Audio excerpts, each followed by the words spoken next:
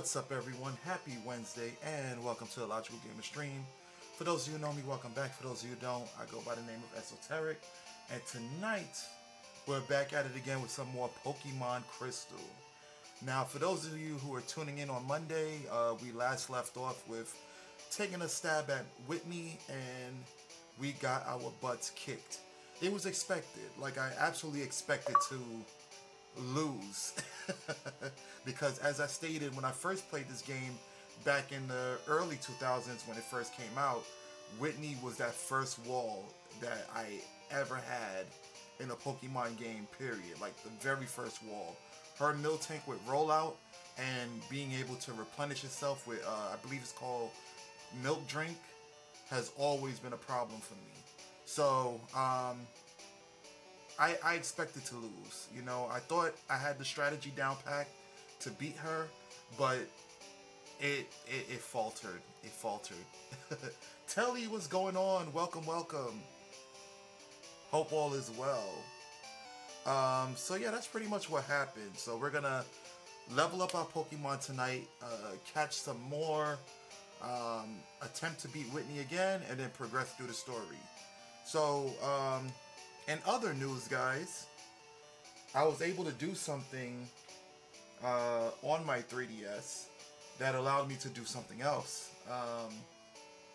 So as you can see, I have a controller in my hand. Time to beat that cow. Indeed, we're going to, Telly. So I have a controller in my hand now. So, like, playing the 3DS with the form factor, sometimes it kind of gets a little, like, my hands tend to, like, cramp up a little bit because of how I'm holding it and, you know, just playing for long periods of time. So I decided to do some research, and you can connect your controller to it. So as you can see here, oh, got into a battle, but as you can see, it was moving. So, you know, I press the A button here, press it again, and here's the battle. So it's gonna make a life a whole lot easier, not just with Pokemon, but games that incorporate the analog stick, because I do love the left analog stick on the new 3DS, but honestly, I only tolerated the right one, you know, the little nub there. So I can play a plethora of games. I can play, let me mute this a little bit because I'm pretty sure it's kind of loud. So I can play a plethora of games. I can play Samus Returns a lot easier. If I wanted to play Monster Hunter 3 Ultimate on the 3DS, I can do so. And any other games that incorporate a lot of the right analog stick. Hell, I can even play Kid Icarus now. I can have a much better experience with Kid Icarus now that I have better options pertaining to the analog sticks. So I'm really looking forward to expanding my streaming capabilities with the 3DS because it has a very nice library. And if it's working for Game Boy Color games, then possibly it'll work for other games as well. Like maybe DS games that I have already on my 3DS. As a matter of fact, wait, let's try that out actually. Let's actually experiment for science. Yeah, so as you guys can see, I can play Majora's Mask, which is, you know, analog stick friendly. I have Ocarina of Time here. You know, a couple of OG games over here. Let's try a DS game. So maybe let's try Black 2 just for the hell of it. You know, let's just give Black 2 a whirl real quick. Yeah. Man, man, the Nintendo 3DS is one of the most phenomenal handheld consoles because not only because of what it presented to us initially, but what you can also do with it. It's like it's amazing, guys. It's amazing. Um, just the modifications and the possibilities are like potentially endless. And I know it's showing a just a white screen right now. It takes a while to load for certain games. There we go. So just want to test out and see if it works.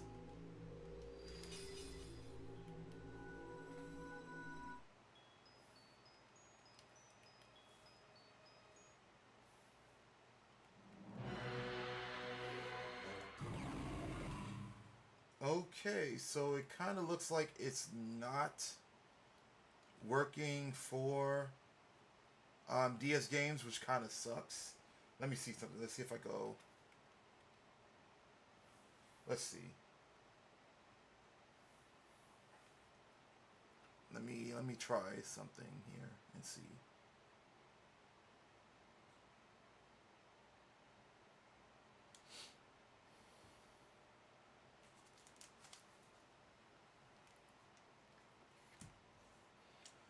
Okay.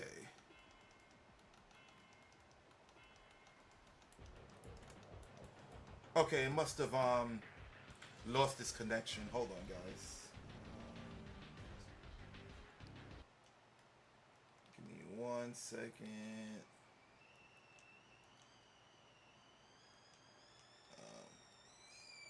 Okay.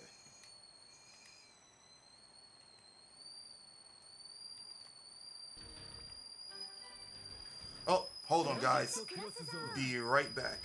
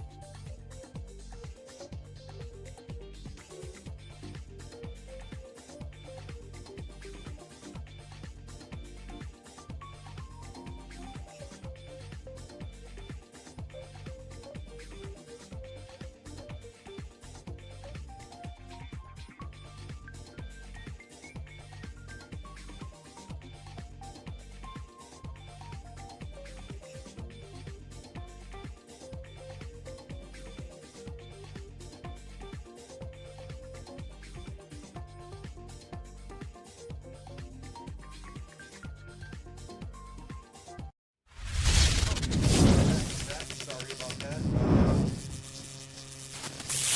Yeah, had to make my tea. Um, I fell for some tea tonight.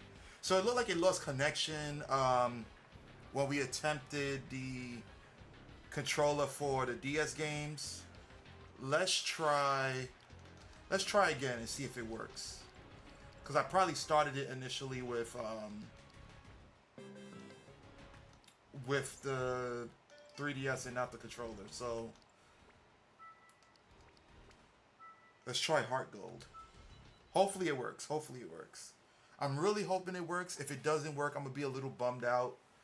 Um, because I would love to play all my games that are on the 3DS. Um, I would love to play them by controller.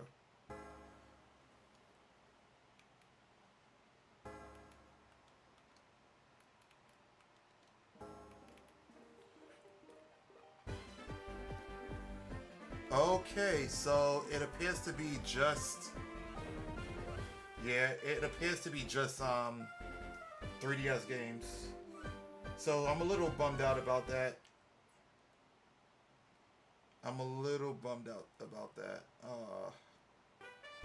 Hold on, let me see.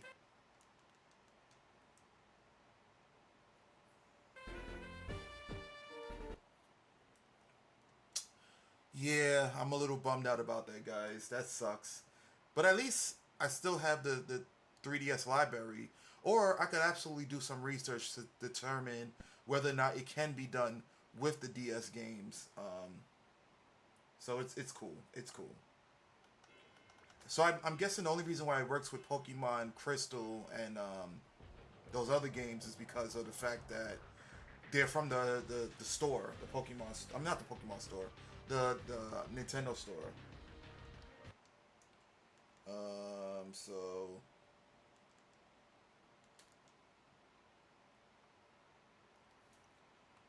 okay.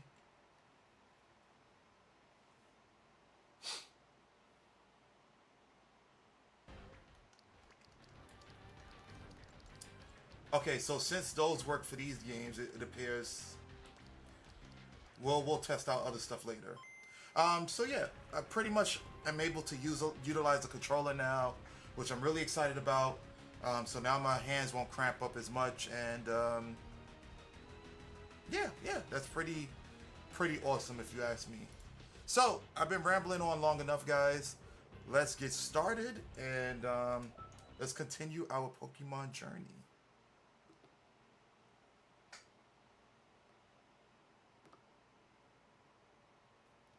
Oh, wrong one.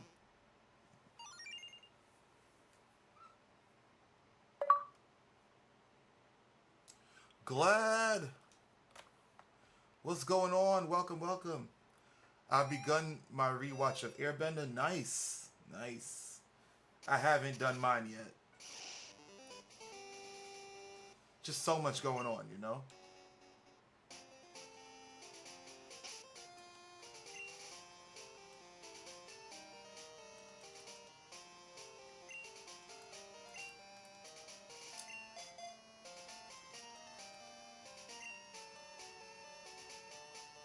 So who has the best chance of beating Whitney? I think Quilava has the best chance. So we're going to do some grinding just on one Pokemon. I typically don't like doing that because I like to balance out my levels. But we're going to beat Whitney tonight. My boyfriend's weak, so I can't rely on him. Wow. Yo. That's crazy.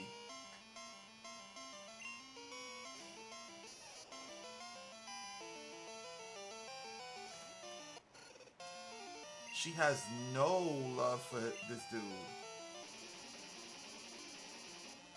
Wow, he used double team, so I'm gonna oh. Thought I was gonna miss.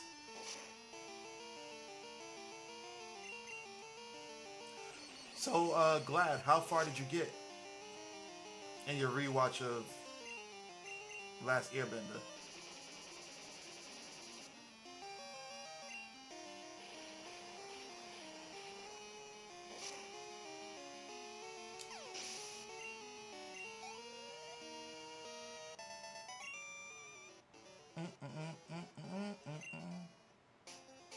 Damn, that was fast. You're about to finish book one? Nice. I've been getting Pokemon data off my radio. I think I'm good.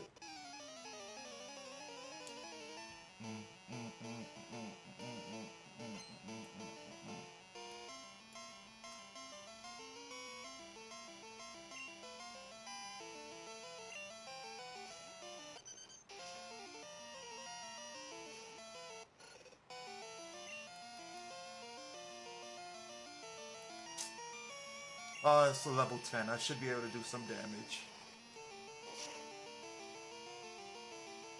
Tuh, I didn't think it was going to be that much damage.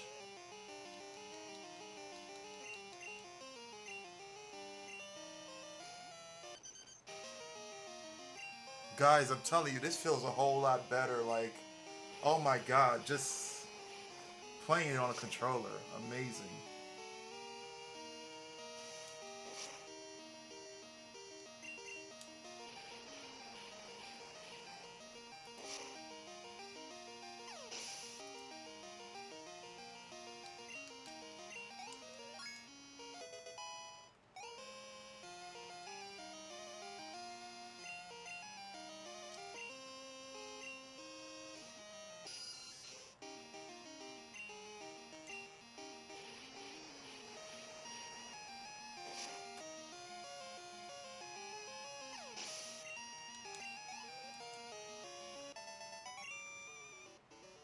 I give.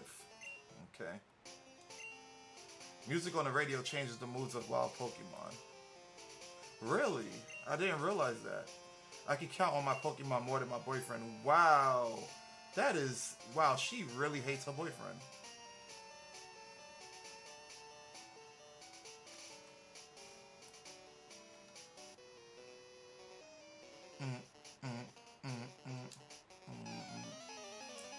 Okay, so he's practicing his fire breathing, which means that he's going to be using fire Pokemon, most likely.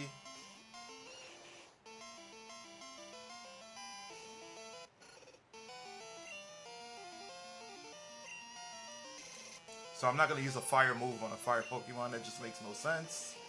Like this trainer here.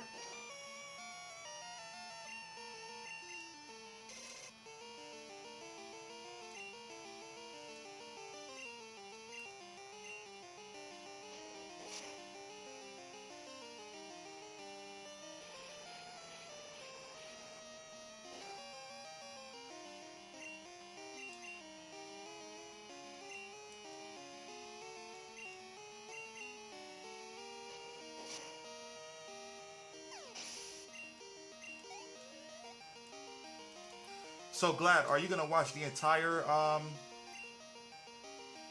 you gonna watch both shows, Last Airbender and Legend of Korra, or are you just going to watch Last Airbender?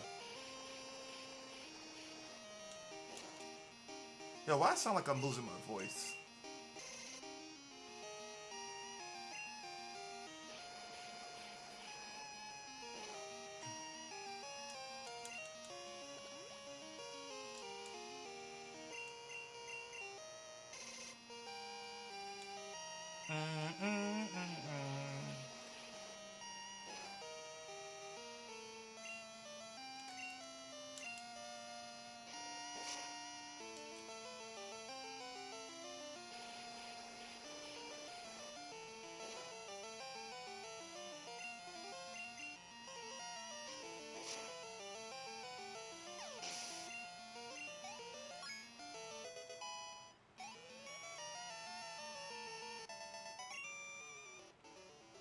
Ow! I squished the tip of my nose. The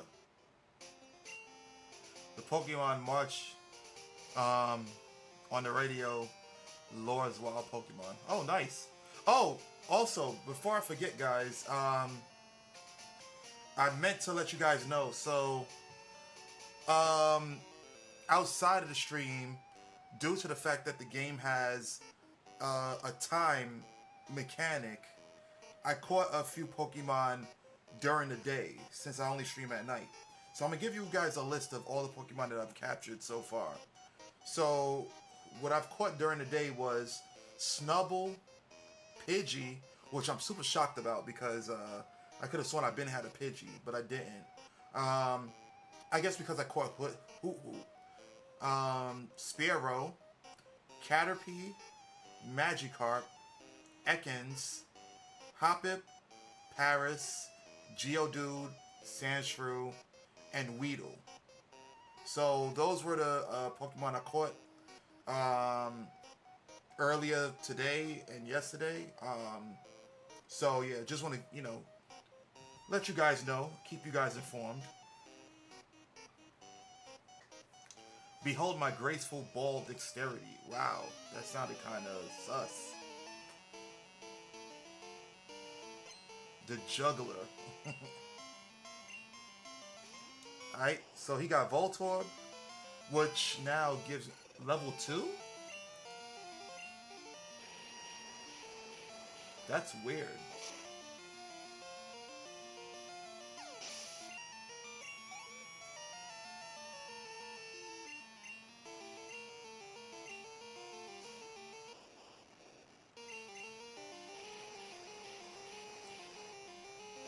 I guess Voltorb isn't Steel Electric in this game, because it's not saying super effective.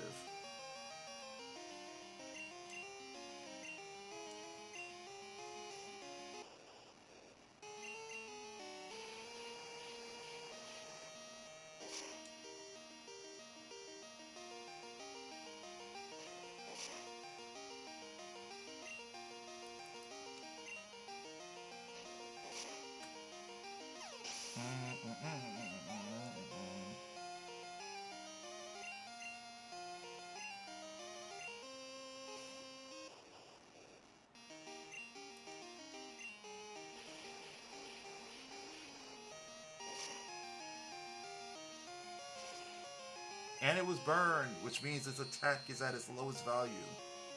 Nice.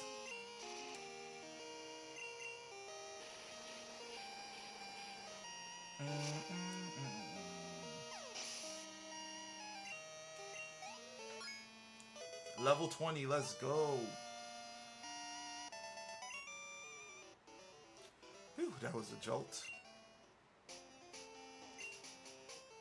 It's going to dazzle you with my prize Pokemon. Well, your prowess electrified me. You're the best I've ever battled, huh? You're the one who saved all the Slowpoke? Well, no wonder I couldn't beat you. Would it be okay if I get your number? I don't want to miss anything you do from now on. Sure.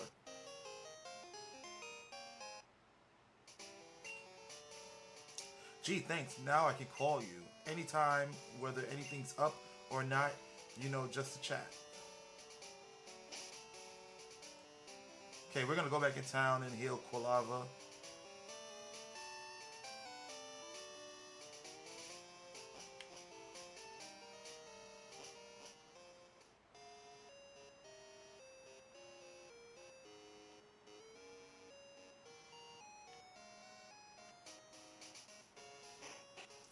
Your Goldenrod City is equivalent to Celadon City in terms of like how big it is.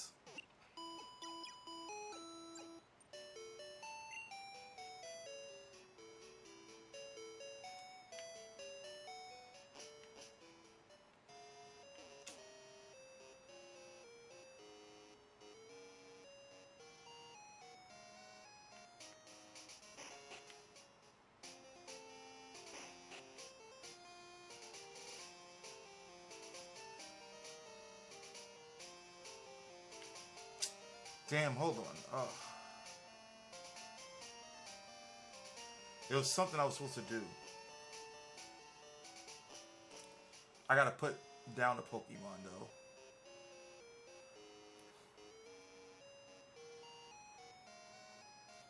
And what I mean by put down, I don't mean like old Yella. I mean like put it in the PC.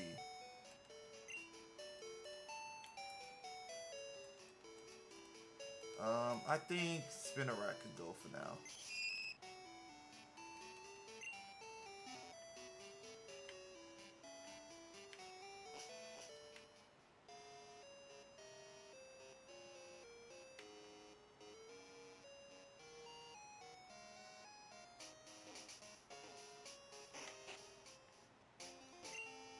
Excuse me, kid, can you do a guy a favor?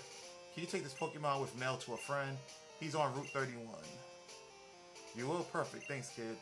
My pal's a chubby guy who snoozes all the time. You'll recognize him right away. There's a weird tree blocking the road. I wonder if it's been cleared. So where's Route 31?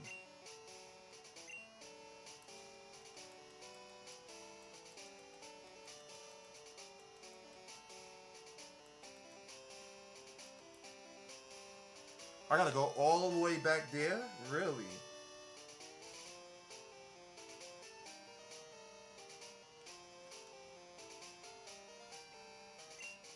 We'll figure that out later.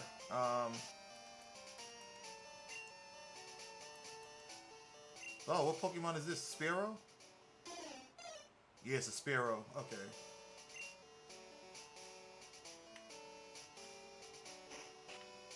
We'll deal with that later then.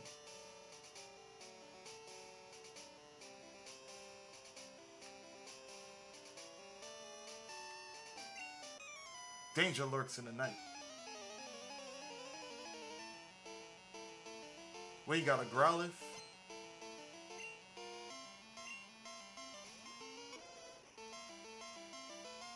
Okay, another fire Pokemon I'm not going to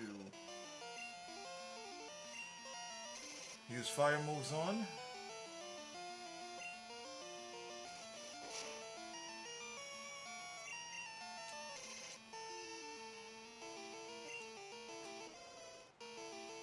Oh, come on. He made it worse for him.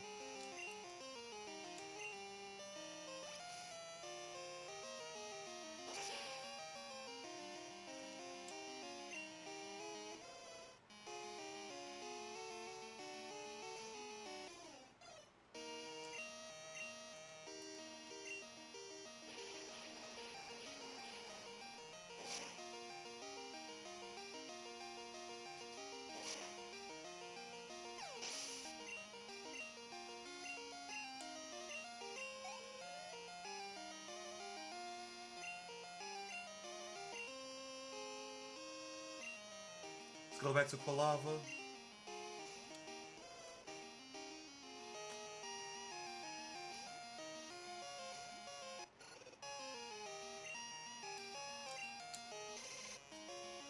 Hopefully he doesn't rob me again. Then you know.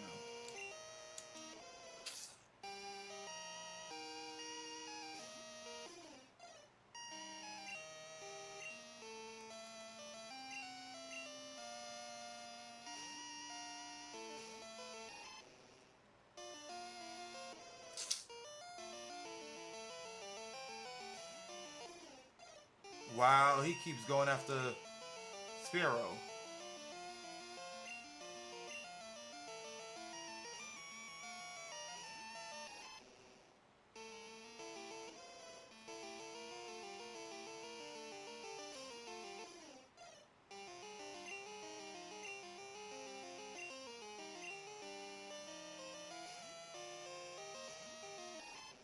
Come on, Miss Raw.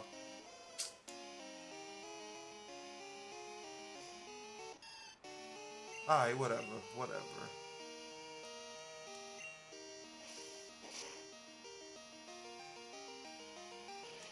That's definitely gonna hurt.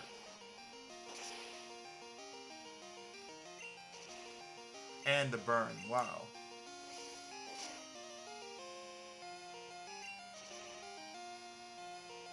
Cut my attack in half.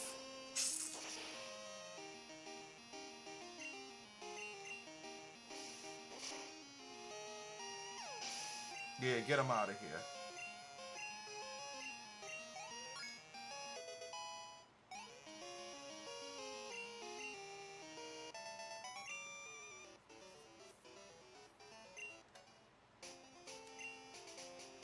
You know, nighttime is fun in its own ways, but don't overdo it, kid. Okay? So is it that the officers only come out at night?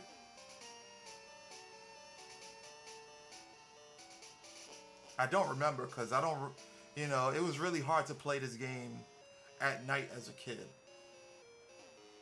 Especially on weekdays, right? Because it was like time for school, you know what I'm saying? Like, can't be on the game all night. And this was also during a time where if you didn't have the light, um, you were screwed at night because we didn't get the backlight screens until the Game Boy SP. So, I mean, nowadays people are modding their Game Boy Colors to have IPX screens, which allows them to have the backlight. But back then, nah, you had to play it as is. The technology wasn't on point like that. Oh, snap, ditto. Ditto.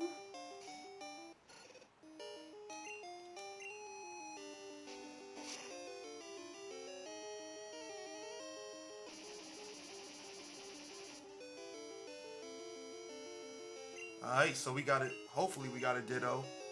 Hopefully that didn't kill him. Please don't kill him. Okay, good, good, good, good, good. Alright, so now what we're going to do is we're going to switch to my dude, Ghastly.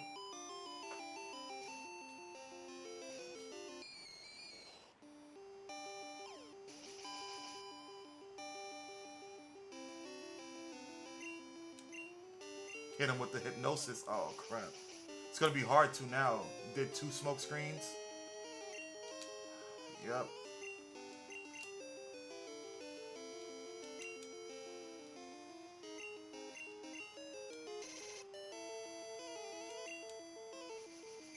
That's what I'm talking about. Yeah, that's what I'm talking about. Now it's time to capture.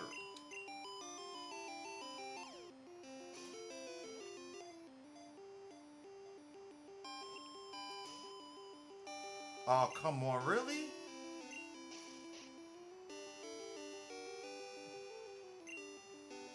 Alright, let's use a Great Ball.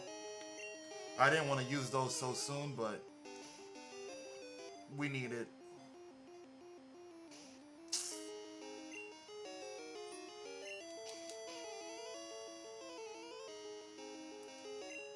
I don't know what I'm gonna do.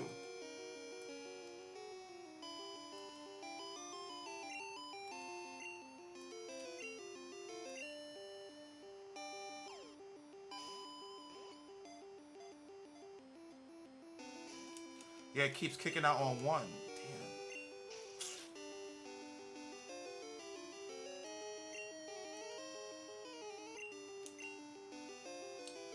Maybe Kenya can probably get one peck or something, and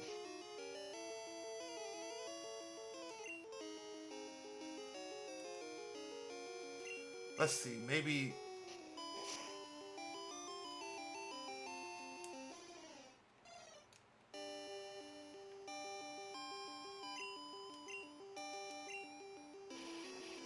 Kenya's gone.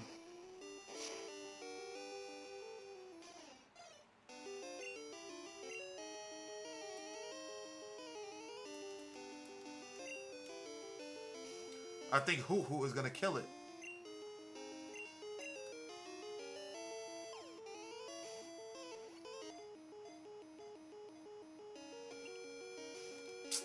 Oh, come on. Stop playing. Let me get the Ditto, yo.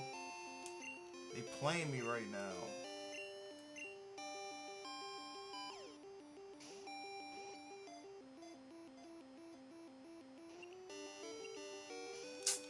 Oh, they're really playing around. They really playing right now. They are really playing right now. That's crazy. Let's just tackle them.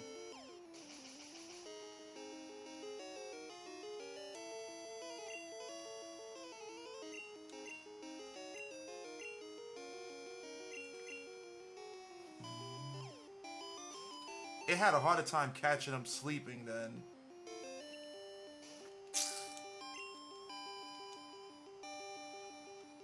Maybe the growls must have helped.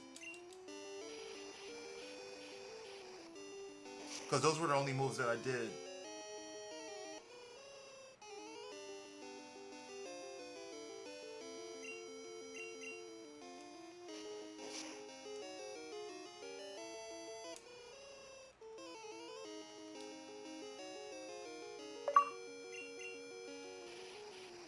Kenosha, what's going on?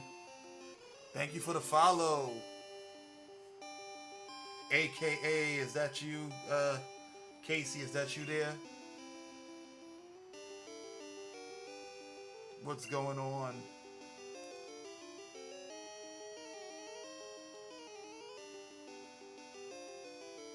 Croconaw, baby. Let's go with Ghastly again.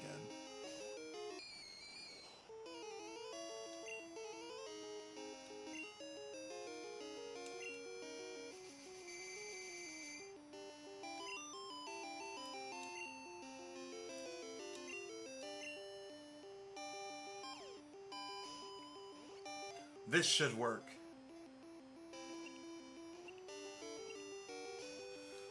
Oh my god.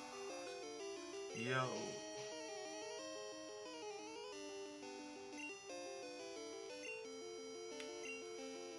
Come on, I don't want to waste all my Pokeballs on Ditto now. Come on, man. Stop playing. Just get caught. Thank you. That's all I had to do. I had to act nicely.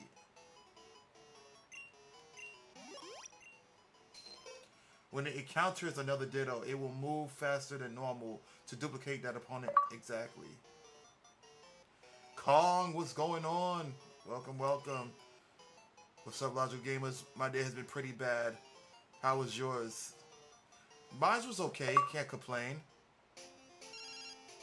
It sucks that it was bad. Hello, this is Todd. So sorry to call you so late. You must be a lot better now, huh? How about showing me your technique in a real-time battle with me? I'll be on Route 34. See you later. Appreciate it, Telly. Thank you, thank you. Also, why do you have so many mods?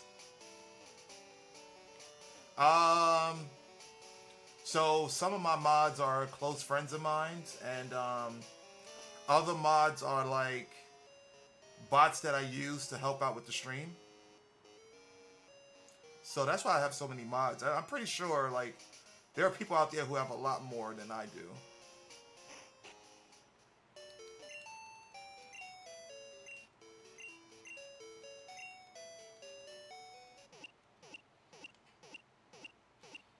You know, just you gotta have a lot of coverage when it comes to your streams to make sure that, you know, let's say if one person isn't on and another person is, and somebody's talking crazy, instead of disrupting the game, you know, that person has the authority to ban whoever's acting silly or whatever, you know, things like that.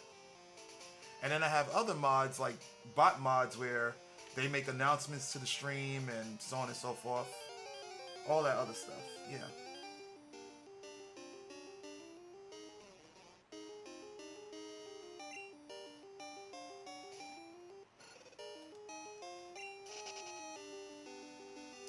Yes, I mod for a guy with 55 mods. All right, so how you gonna ask me why do I have a lot, and you mod for someone who has 55? I'll go anywhere if bug Pokemon appear there. Okay. I never understood people who mod so many people, though, and aren't super popular. All you need to max is 5 of them. Well, it depends, right? It depends on what are you trying to get out of these mods. Because, especially with the bots, each bot does different things. And they require to be in order for you to effectively use them, it's required for them to be a mod. So, you know, different strokes for different folks, I suppose.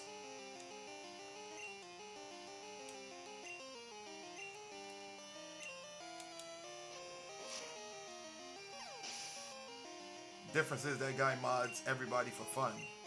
Well, that's not good. If you're making everybody a mod, then that's not good. Cause not you know not everybody is trustworthy enough that are your viewers. You know,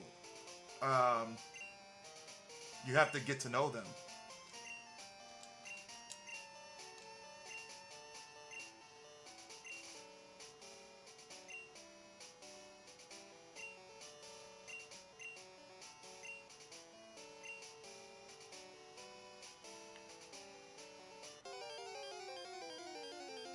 Mm, mm, mm, mm, mm, mm. Drowsy, drowsy. Yeah, I already got you.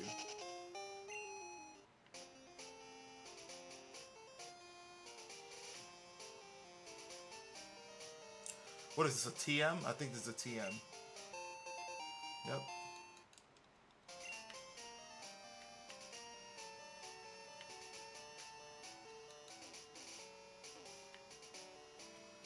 I had a guy mod someone just to ban me because he was a massive a-hole who couldn't handle me saying dumb stuff jokingly.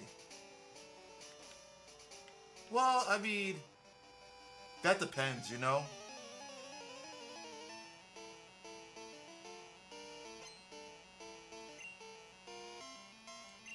Well, you would know the person's temperament for their stream, so I don't know.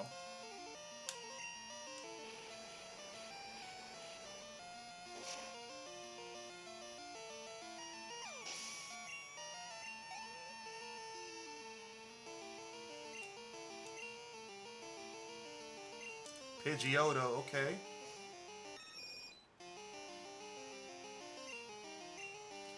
Man, yo, just look at the subtle animations of each Pokemon. Like, people, I'm pretty sure they don't care about it now because you got 3D models with Sword and Shield and um, Scarlet and Violet and all the other like modern Pokemon games. But this was dope back in the days. This was like a breath of fresh air, you know.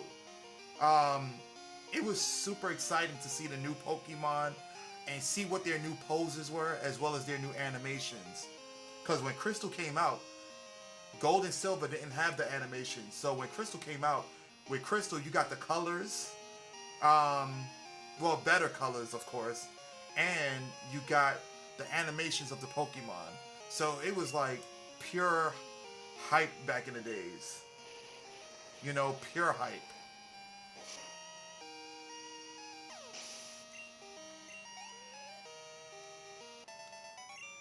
it was like, yo, did you see the animations on the new Pokemon sprites? Like, it was,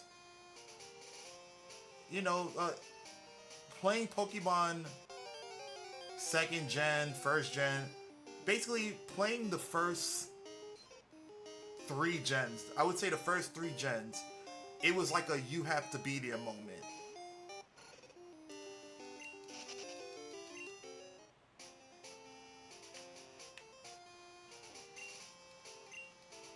You're not, not to take away anything from the other gens like Sinnoh, Unova, and stuff, but it was just like, yo, it was to see all of that in real time was amazing.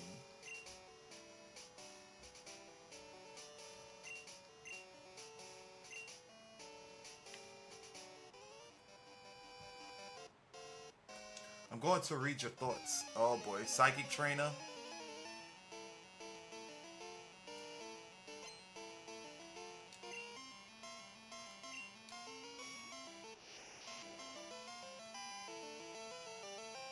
He probably only knows teleport though.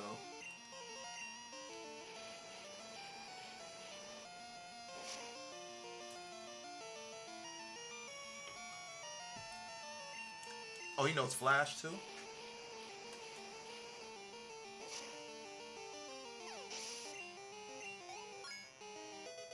I think 21 should be good enough. Trying to learn quick attack? Yes, we'll take that over tackle.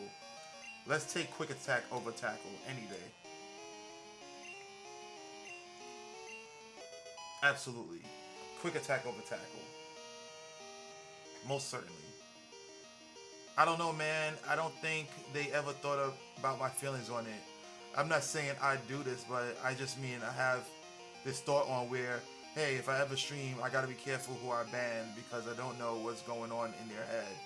They could do something terrible and blame it all on me.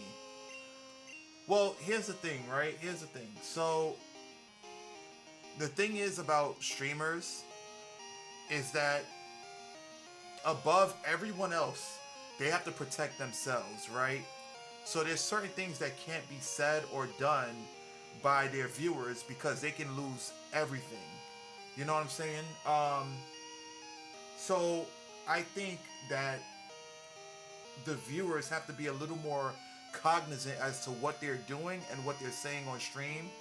If they care about the streamer, because not even if they care about the streamer, even if they don't care about the streamer, just on a respect tip, like there's certain things that certain streamers don't want to be said or done on their stream.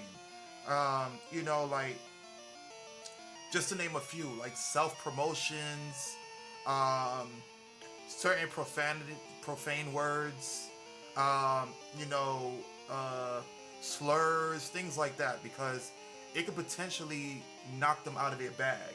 So I can understand that. Now, I don't know what caused you to be banned from that person's stream. I don't know. I wasn't there, and I don't know the streamer's temperament to kind of like chime in and be like, well, he was wrong or you were wrong. But I do know that, again, being a streamer, we have to really look out for ourselves more than the people who are viewing. Now, don't get it twisted. It's not that we don't appreciate you, because without you guys, we wouldn't be where we are, you know. However, in that same token, in that same vein, it only takes one viewer to cost a streamer everything. So, I would be, I would self-reflect and see what it could have been, or what the cause could have been in terms of like why this is happening. You know what I'm saying?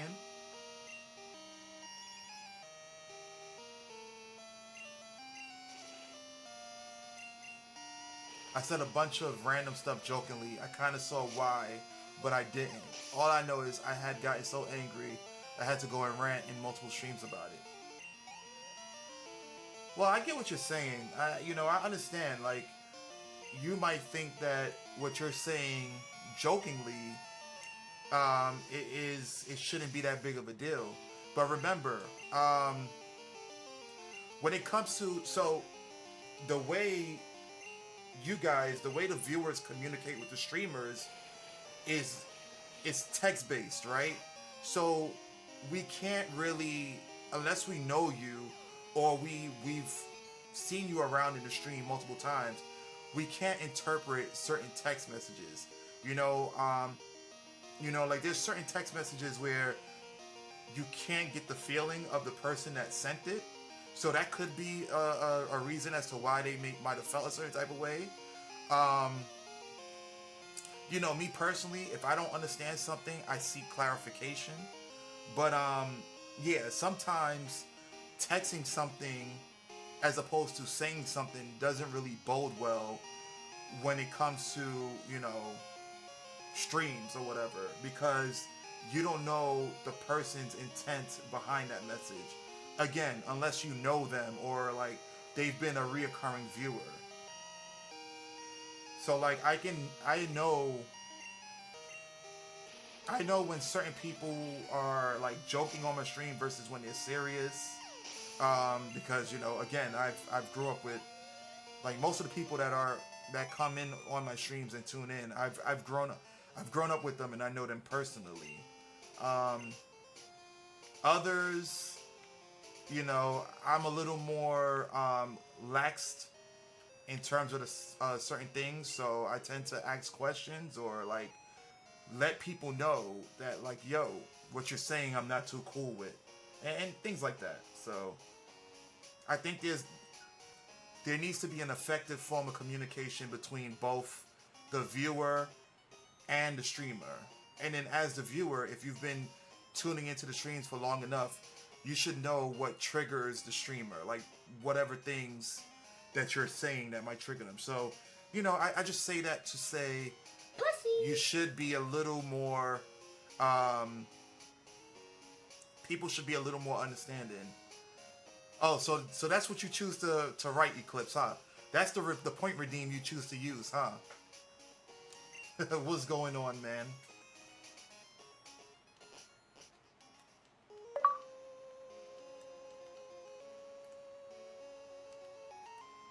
You see, that's what I'm talking about, Pinotia, aka Casey. That's what I'm talking about. Like my own nephew is using the pussy redeem on my stream, man. Come on now. He gets away with it because he's my nephew. But if it was, people I don't know, you know what I'm saying?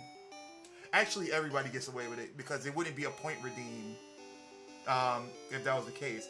But I'm basically saying, like, if it was somebody I didn't know calling me that, we would have to square up.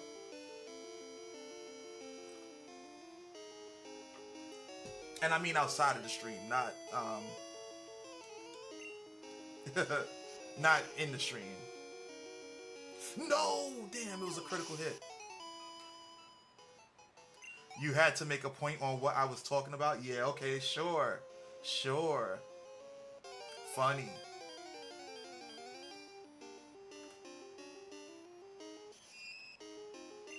But yeah, that's essentially it, Casey. Like, you just gotta be a little cognizant as to like what's being said, what you're saying, and then put yourselves in the streamer's shoes as well as, the streamer putting themselves in your shoes, You wanna go, you non-logical gamer? That's right, I called you a non-logical gamer.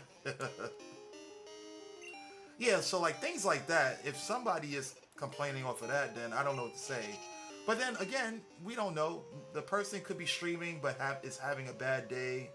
They probably, took their anger out on you. Who knows? Who knows? You know what I'm saying? Who can absolutely say? There's so many different variables that could determine what the hell's going on, right? And since I wasn't there, I can only speculate. I can't like say who was wrong.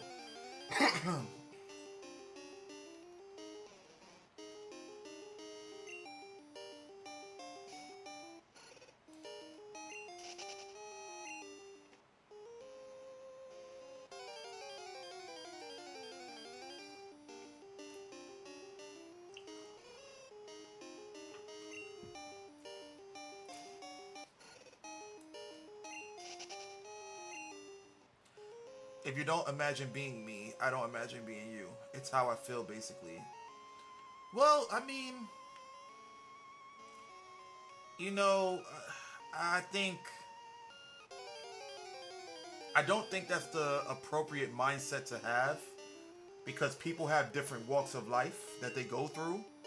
Like, there's certain aspects of my life that I know people couldn't fill their shoes in. You know what I'm saying? They can't fill my shoes.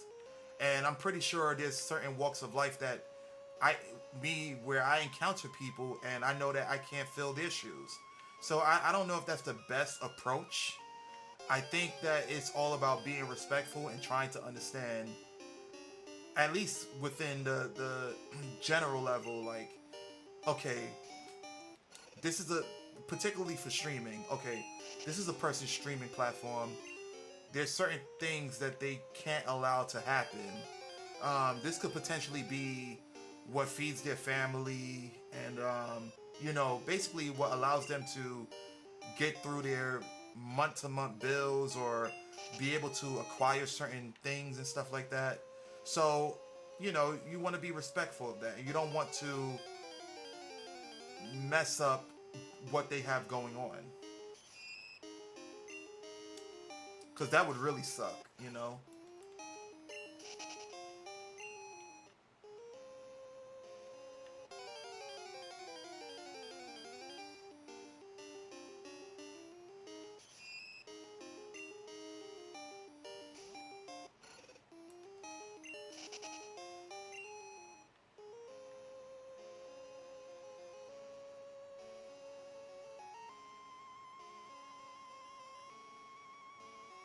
Not saying that you have to try and understand everybody who comes into your life, because not everybody's there to stay in the long run. But if you're going to,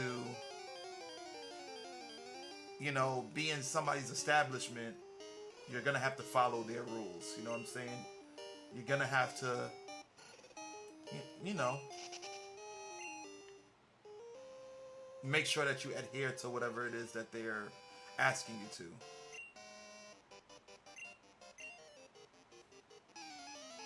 Did this dude just say he know more than I do? Is this a Pokemaniac?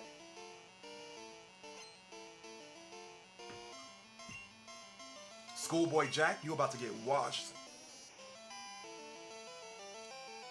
Set Oddish on fire, Quilava.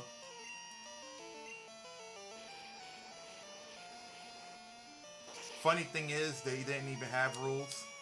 Well, there's something called unspoken rules. Like, you're not gonna go to anybody's stream and just start typing up racial slurs and all of that stuff, right? Like, you're not gonna do that. So there's certain thing that's called unspoken rules.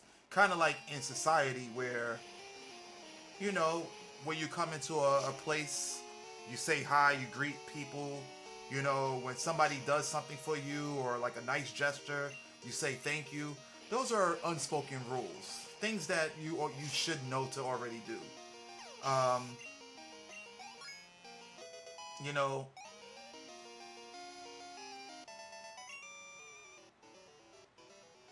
like if I got gifted a sub, right? The smart thing to do, or the logical thing to do, or just the appropriate humane thing to do would be like to say thank you, right? You know what I'm saying? Not throwing out no subs or anything, no pun intended. I just was using that as an example. Not saying that, if you guys want to, I ain't gonna tell you not to. But I was genuinely speaking about, just generalities here. Hi, do you have some free time? I've got all sorts of time. If you're free, would you like to battle? I'll be waiting on Route 32. Let me know when you get here. I'll call you later. But even then, why am I supposed to care about something that's happened behind the screen? I wouldn't ban someone for saying dumb stuff. You probably wouldn't ban people for saying dumb stuff, but you gotta understand that other people would.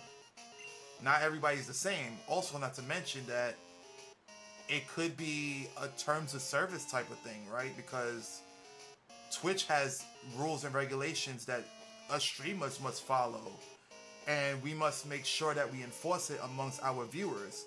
So if a viewer is saying something out of pocket that they shouldn't be saying, that could get us banned, mind you, that could demonetize the platform and everything that I've worked for. You best believe it's like, all right, we gotta get bro out of here. You know what I'm saying? Like, you messing up the bag. So again, I don't know your particular issue, like the particular streamer that you're speaking on. I don't know like the you know the details of it, but this is just me speaking. Ingesting some logic into it is all.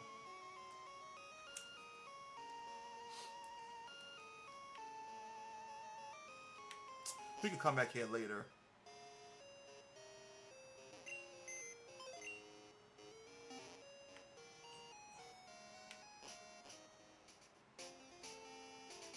I think we're ready to take on Whitney now.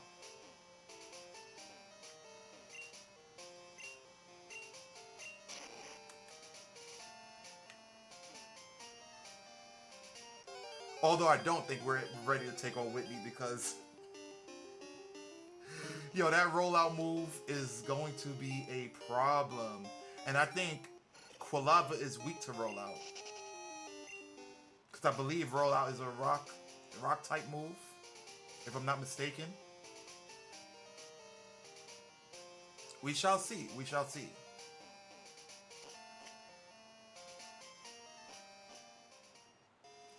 I do hope it doesn't happen to you, but I believe sometime within the next 3 years or so, some dude is gonna get banned, and he's gonna do something horrible over it. Well, I mean, listen, I don't mean to sound like an asshole, but like, that wouldn't be my problem. You know what I'm saying? Like, if somebody's acting out, and then, cause me, I know who I am as a person. If they're acting out, and I tell them to stop doing what they're doing, and they continue to do what they're doing on my stream, and they get banned for it, it's no longer my problem. That's on them, because they should have listened to what I was telling them, and that's it. Now, will I feel sorry if they did something, horrible to themselves, or if they did anything bad? Absolutely, I would feel bad, but that would be such a fleeting feeling, because it's like, well, I gotta remove the mail. Oh crap!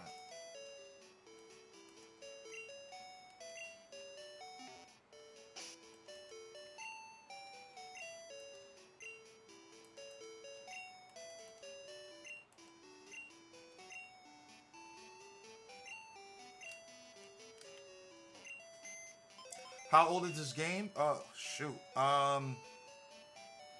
I would say 23 years old.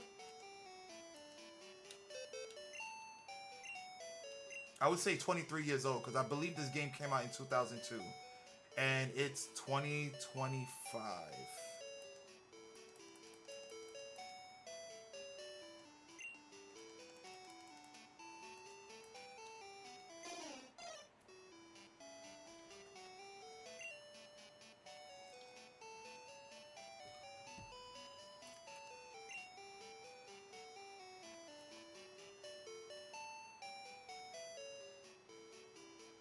25. It's 25 years old. It came out in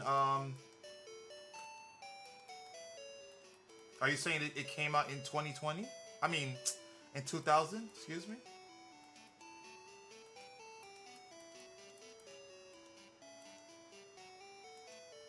Oh, okay.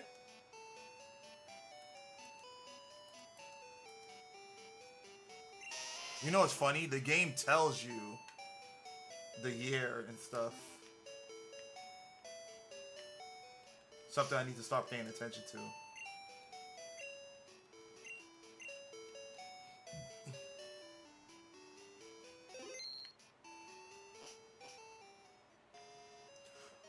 Hold up, Crystal came out in 2000? No freaking way. Nah, that's not true because Pokemon Gold and Silver came out when I was in junior high, and that was between what, 2000 and 2002? Hold on, that's crazy.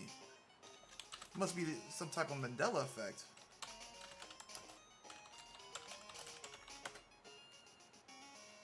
That's crazy. It came out in 2000 for real?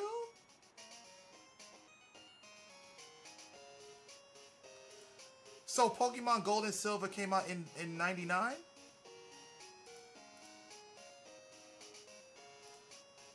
Oh, wait. Sorry. Sorry. Um, yeah. Okay. It came out in Japan in 2000. In North America, it came out in 2001. I'm like, I know I'm not going crazy.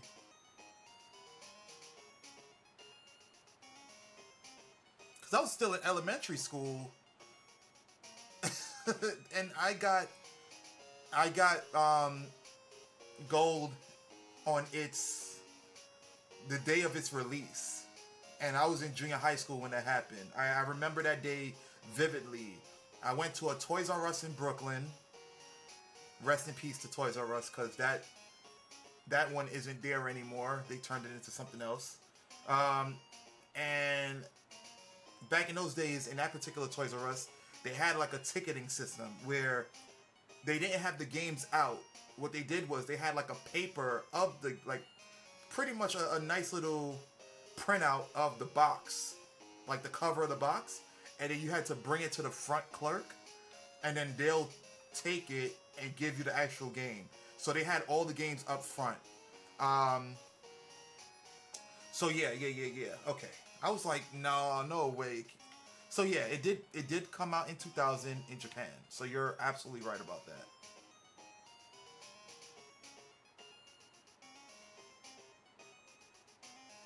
Like there's some things that I just like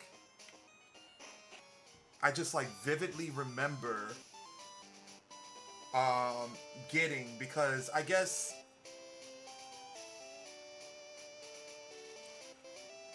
okay, here's the reason why I think not even so much I was going to say as a kid, but it is kind of sort of true. As a kid, you become more appreciative of things that you receive, because you have no control over what it is that you receive, right? Because you're not working, you're not making your own money or whatnot. Um, so you tend to remember certain gestures from certain people and so on and so forth. And and I'm okay. Scratch that. It could be working as well.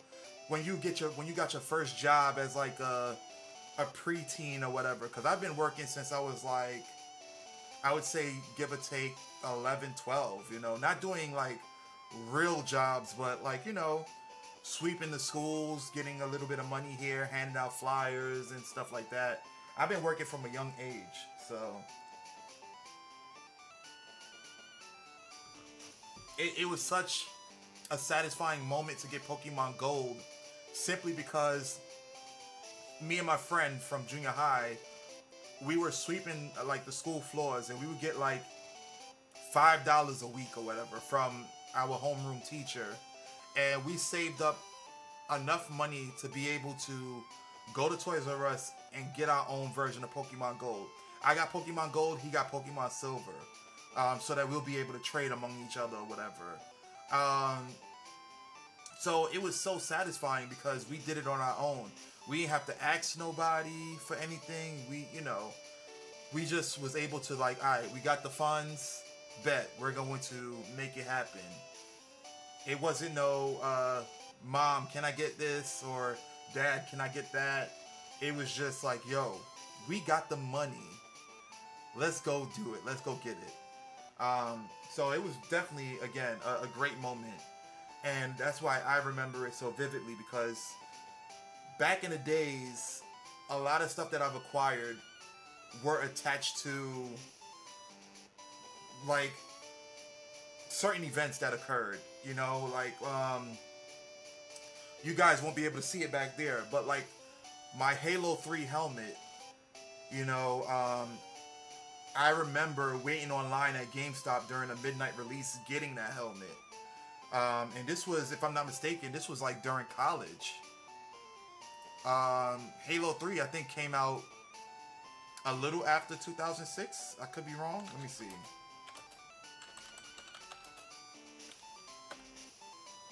Yeah, it came out in 2007. So I remember waiting in line.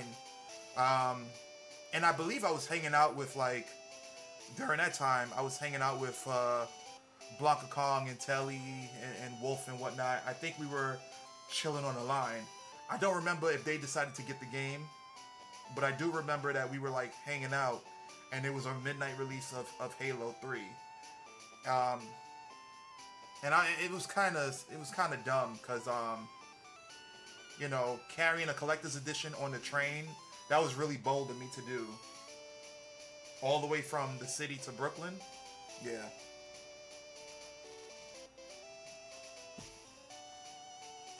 But good times, it's you had to earn your games. It's not like now where you can just download it onto your system and it's like, oh, just another game, you know what I'm saying? Or you're dealing with work on a day-to-day basis,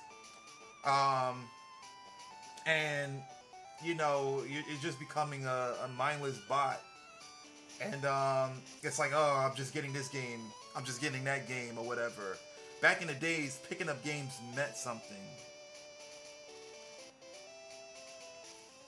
And they used to hold a lot more events back in the days too. Like, what was it? Monster Hunter 4 was when they had the Monster Hunter event at Nintendo World or whatever, Nintendo New York, which I unfortunately couldn't attend. But just hearing the stories, yeah, Monster Hunter 4 Ultimate, yeah, man, it's just gaming isn't the same anymore, man. It's not the same. Yes, we're definitely getting a slew of like games that are not up to snuff compared to old games. But it's not just that. Like, it's just the essence around the games themselves are dying down. It's dwindling. There's no real midnight releases. They're not doing anything promotional wise. At least around here, they're not doing anything promotional wise. We're not getting booklets anymore. We're not getting like physical copies of demos, which makes sense because technology or whatever. But I just miss those days. I miss the days of buying a game and then taking the train and opening up said game just to read the manual, to know the backstory, to know the controls, to know like a brief synopsis of like some of the characters that will be in the game, just to look at the nice pictures. And it was just, it was so amazing, man. Oh, talking about this is making me depressed, yo.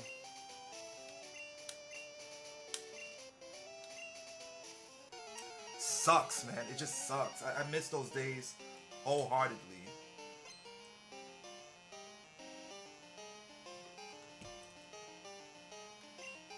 And now everything is so just easily accessible.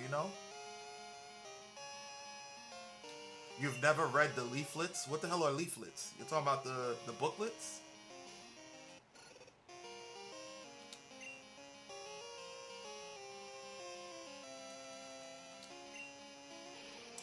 Man, they were worth reading. I loved it. And I loved having like a strategy guide, because the strategy guides that you bought from the stores, they not only gave you suggestions on how to do certain things in the game and whatever, but they also had like little posters and stickers and stuff. Like, I remember Pokemon Red and Blue, the strategy guide for that game, and like they told you like all the trainers that you're gonna be fighting. They gave you a layout of all the maps and yada yada yada, and then they gave you like a section where they had each Pokemon in Pokedex order, right? And then when you caught the Pokemon, they had a little box in the strategy guide for you to take the stickers that's all the way in the back of all 151 Pokemon and stick it on to that page to show that you've caught that Pokemon, so you could keep track of like the Pokemon you have and whatnot. Like, that was like just the small details of those things. I just loved it, and I feel sad that the newer generations aren't going to have any of that.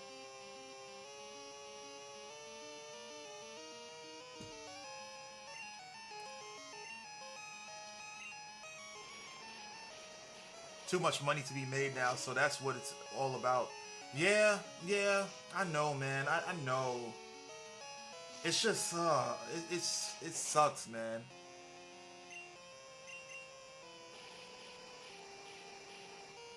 It just sucks so much.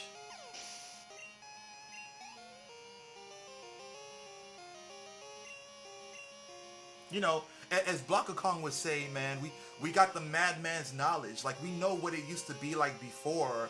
That we're so annoyed now and disappointed when things come out now.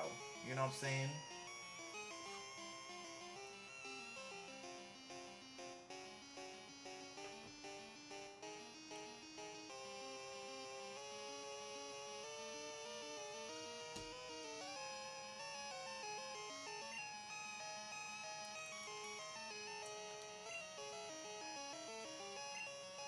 And game companies don't.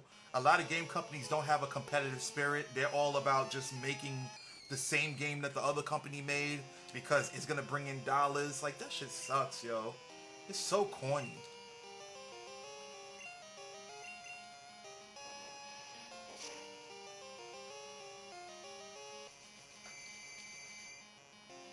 It is so corny. It's like,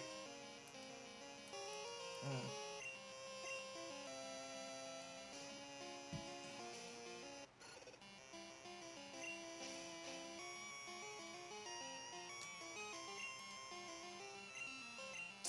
get the hell out of here. How you just wake up and that's bullshit, man.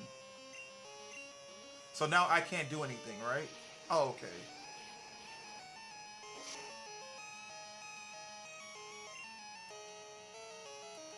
I'm gonna use smoke screen.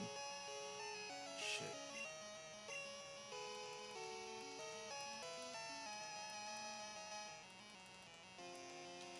I'm gonna use Ghastly to try to put this piece of shit back to sleep.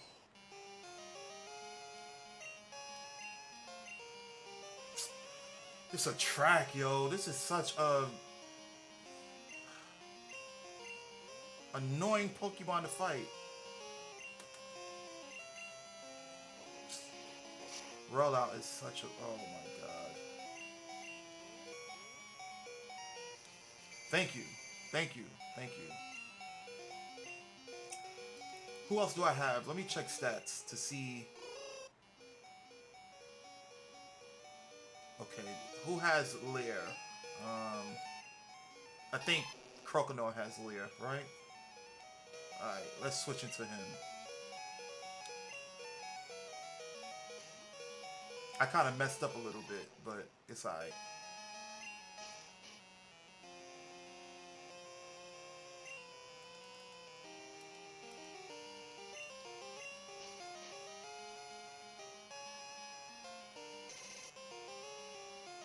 It's gonna wake up soon anyway. Also, I think most of us are too hooked on the web. Oh yeah, absolutely. There's a lot of people, a significant amount of people on the planet are hooked on the web. Yeah, you're absolutely right about that. No, no, I don't see no lies told right now.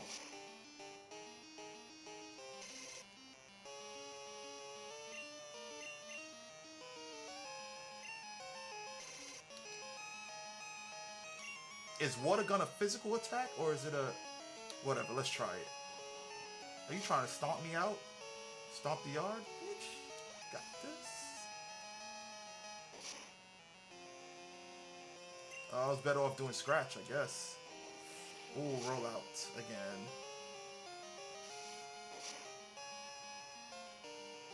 You gonna take your milk? Oh, you're not gonna take your milk. So I got a fighting chance. Ooh, I'm okay. That's all right. That's all right. Cause unless she heals, Quilava is gonna come in clutch. Cause I'm gonna use. Oh no, shit. Come on, don't fall in love. Oh, let's go. Game over, baby. We got him. We gotta. We gotta. The plan was derailed a little bit, but we gotta. Okay, learn curse.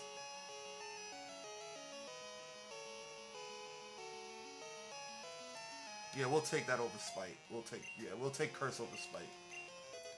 Ghastly is going to be the Pokemon that I use for the legendary dogs. Wow, you're mean. He wasn't saying that on Monday. You shouldn't be so serious. You child, you.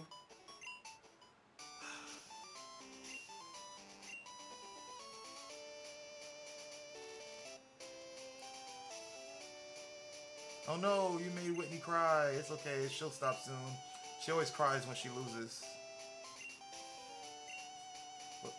What do you want? A badge? Oh right, I forgot. Here's plain badge.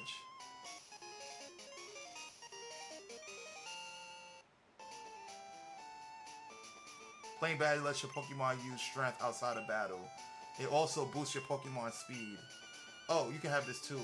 What's that? Rollout? Autobots? Rollout. Oh, it's attract.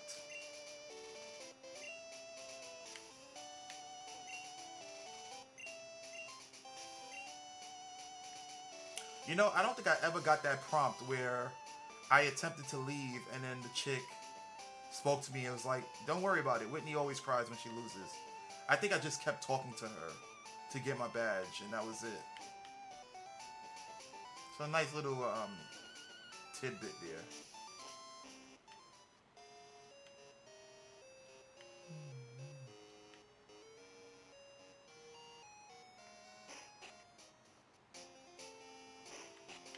Oh, let me go heal my Pokemons.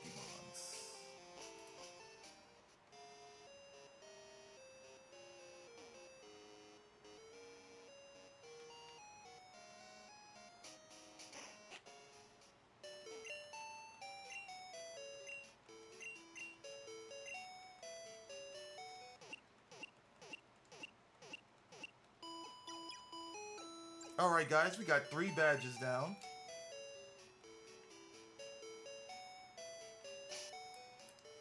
We beat Faulkner, Bugsy, and Whitney.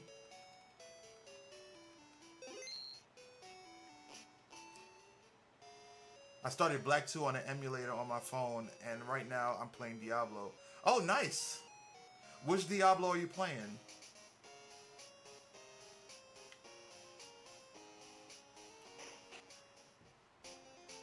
And why Black 2? What made you run with Black 2 specifically?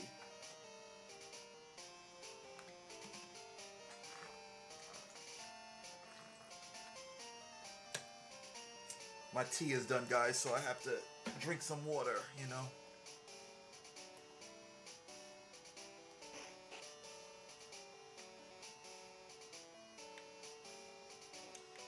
Four, it's free for plus. Got you. I never played the newer Diablos, just the old ones.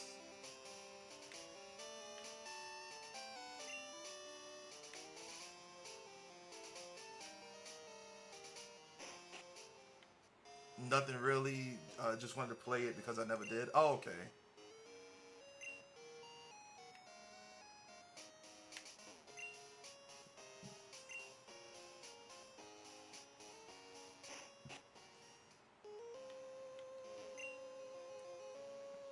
I get the other guy's Pokedex sticker if I win. I'm playing with stickers I printed from my Pokedex.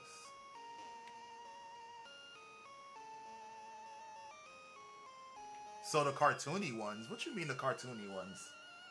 I take walks in the park, but I never go into the grass. Trainers always want to battle.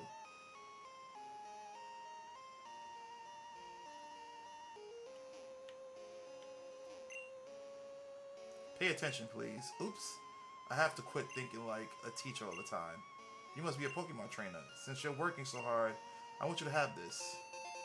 The Quick Claw. Let a Pokemon hold that Quick Claw. Sometimes it will strike first during battle.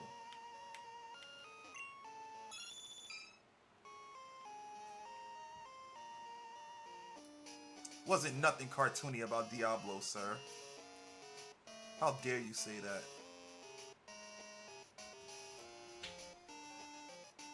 Hold on.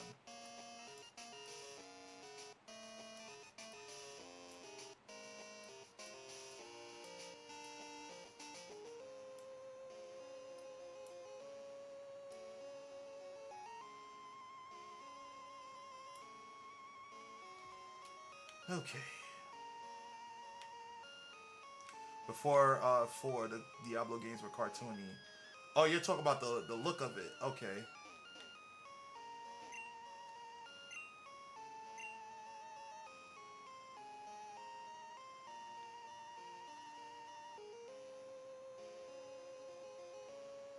If I say so.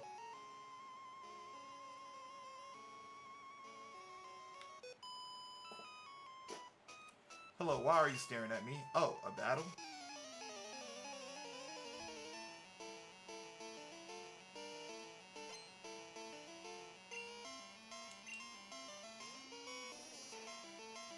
Oddish, oddish.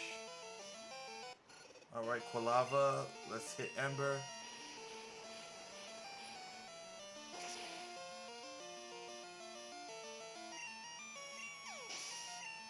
I can switch out to my other peoples. Cubone, okay. We can hit him with the Croconaw.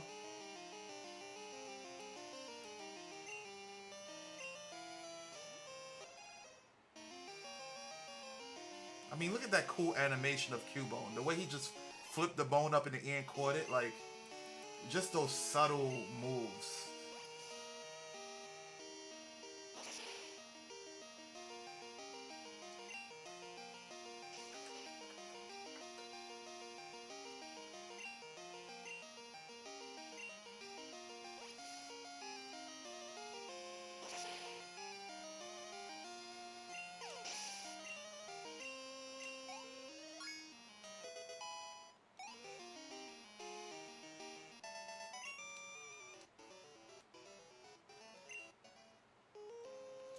Yo, I haven't evolved a Pokemon in a minute.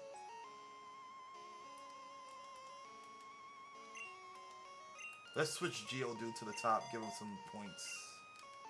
I know he evolves at 24, but, you know. It'll be good to have a rock ally on your team.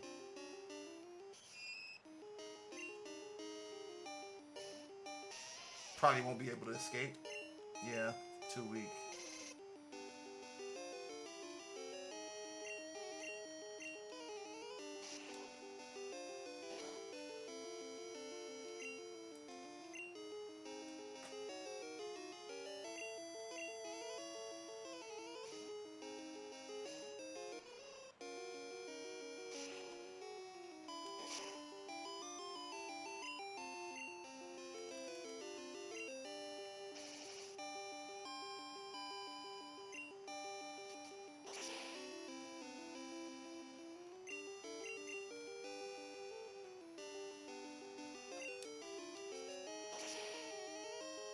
Yeah, I also remember seeing, was it EGM or was it, Nintendo Power? One of those where I first saw a sneak peek. It was just a couple of shots of, Pokemon Gold and Silver, and like, yo, I was really hype. Really hype.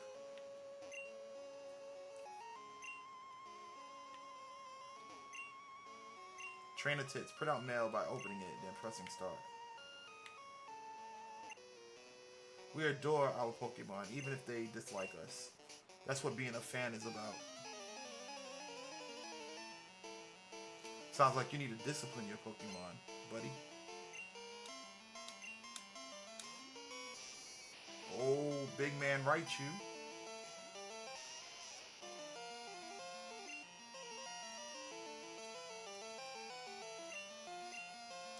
Let's get Ghastly out here, you know what I'm saying?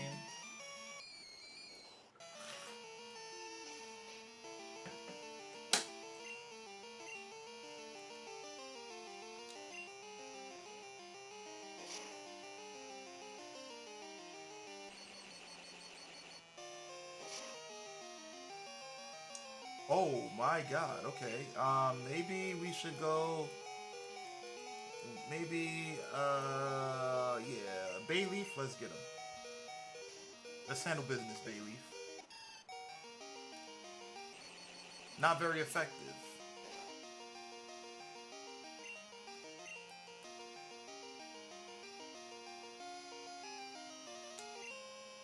How's the Maya and Tion doing?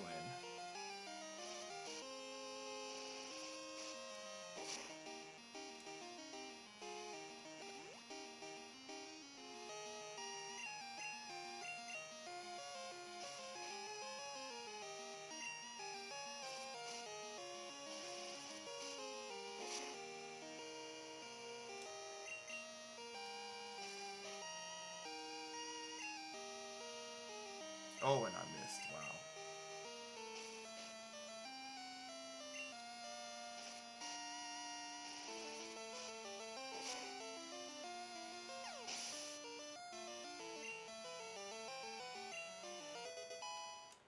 Okay, Geodude grew up to level 8.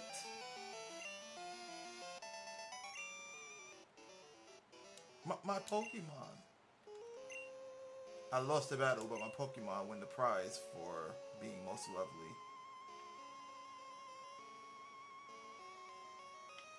I'm stressing about my trip to Cancun because I'm short and payments tomorrow. Oh no. Damn. Oh man. You're short by how much?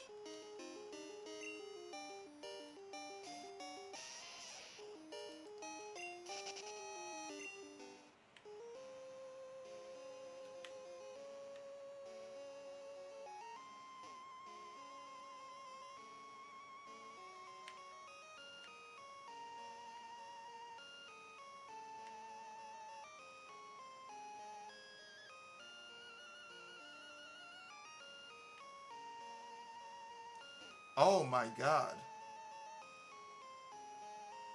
Can you defer it?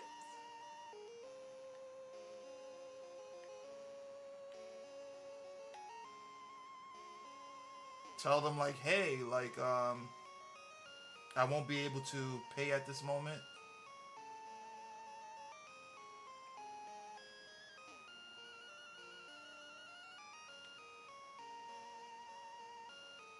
Get money exchanged. I'm confused.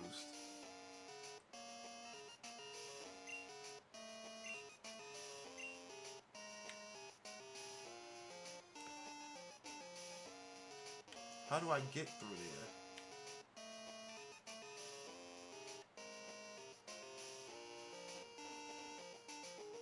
Must be on the other side or something.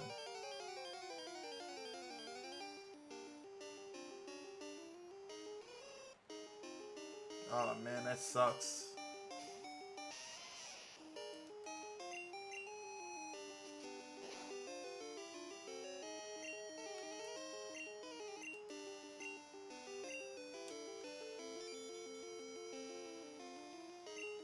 Oh. Yeah, so you'll have to go to the bank to get that exchanged. I would say ASAP.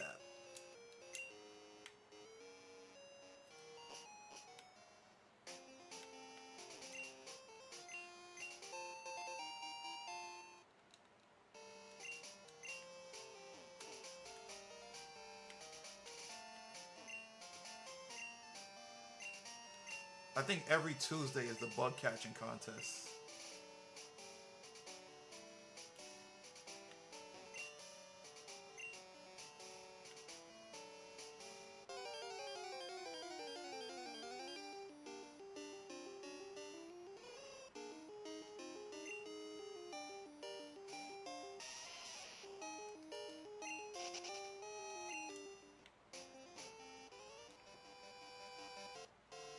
Thanks to my studies, I'm ready for any Pokemon.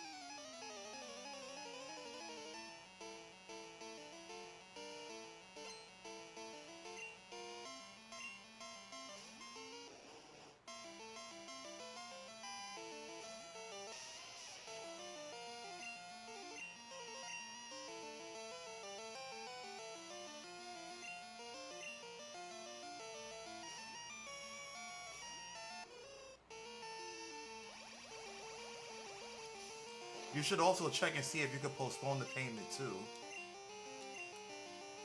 I think if you get ahead of it, they might be able to work with you.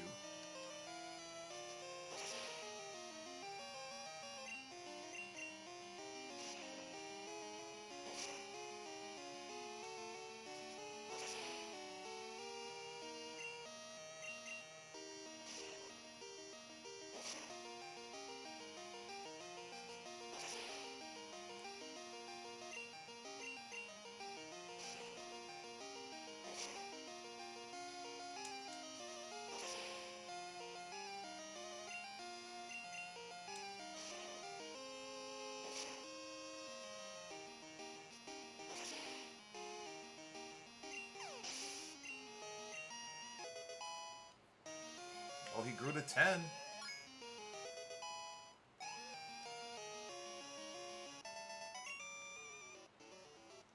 Oops, computation error. The juggler is calling. It's your sidekick, Erwin. Also, I heard you defeated Whitney. It makes me proud to be your friend. I hate having to hang up on you. Call you later. Weird, weird. Darn, I study 5 hours a day too. There's more to learning than just reading books. Reading textbooks is worthwhile every so often. When I'm reading and walking, I have to look down, so I notice items on the ground. Next time I find something, I'll give it to you. May I have your phone number? Damn, everybody with the number. I'm the flower shop's Floria. Listen, listen. When I sprinkled water on that wiggly tree, it jumped right up. It just has to be a Pokemon. I bet it would be shocked out of its disguise if you soaked it. I know, I'll tell my sis and borrow her water bottle.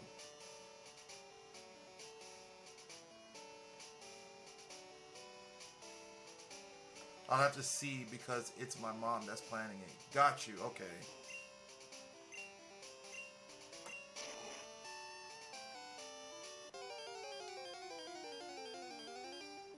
That's understandable.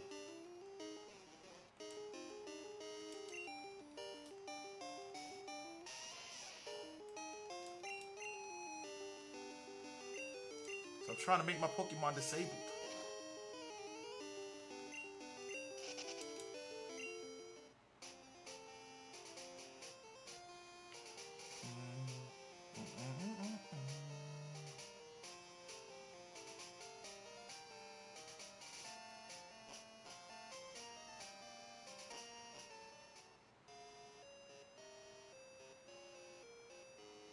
I think the flower shop is over here. La la la la la la la. I have plenty of water, my lovely.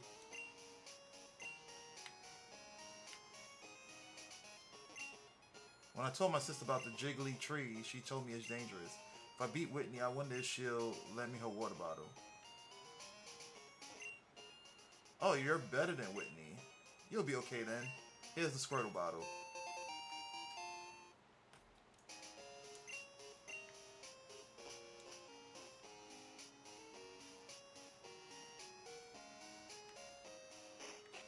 So last time I remember, Pseudo-Wudo is very annoying when it comes to capturing.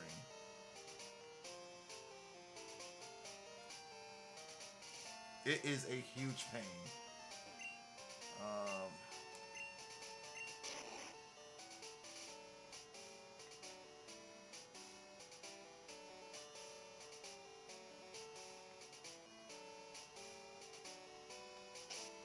So with that being said, I'm going to save.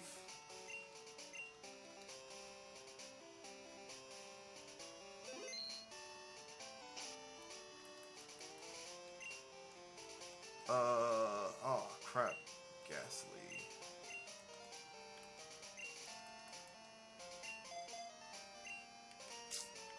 Alright, let's go back and heal our guys. Oh my goodness. I wish I would have had the bike by now. It's like you don't get the bike till later. I'm 3 gyms in and I still don't have the bike.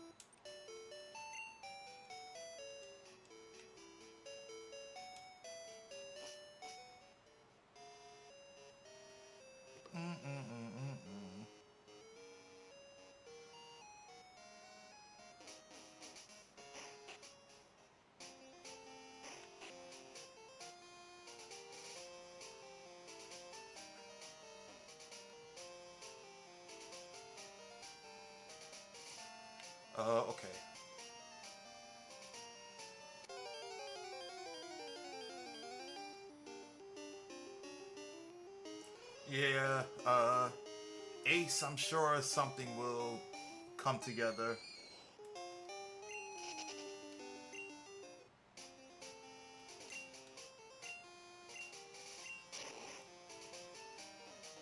I'm sure Sister Boo Boo will figure something out.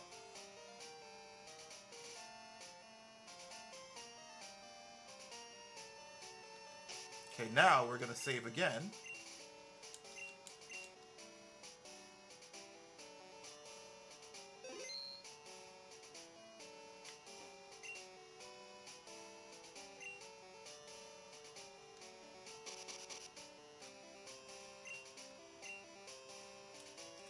And that's the perfect indication, right? Of knowing that this Pokemon is weak to water. After using the Squirtle bottle and they said that it doesn't like the water, that was like the perfect indication right then and there.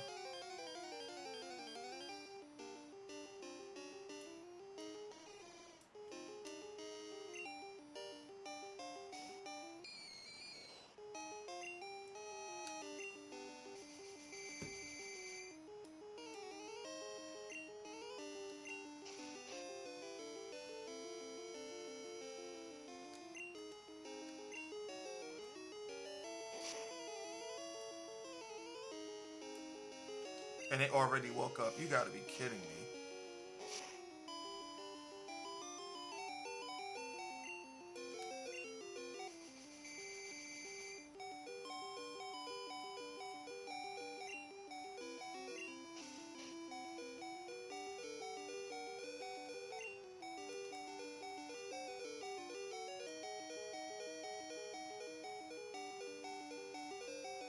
I don't know who to use because I think I'm too strong.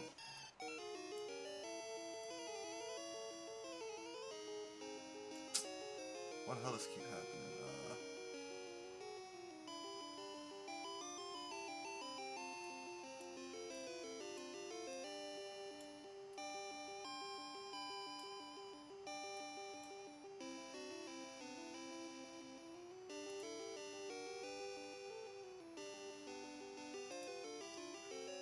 Okay.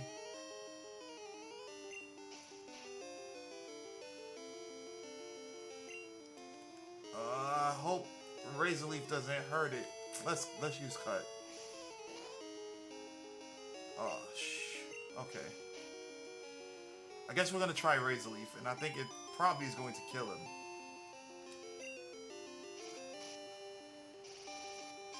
Even though I don't want it to.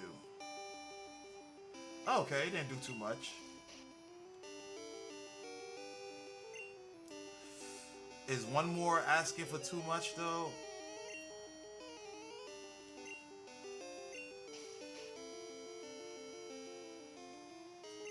Let's try one more. Come on, don't kill him. Don't kill him. Please don't kill him. Ooh, very nice. Very nice. By the skin of my teeth. Alright, we're gonna do a great ball.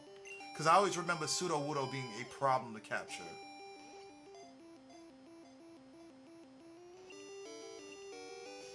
See? Told you. I remember him always being a problem.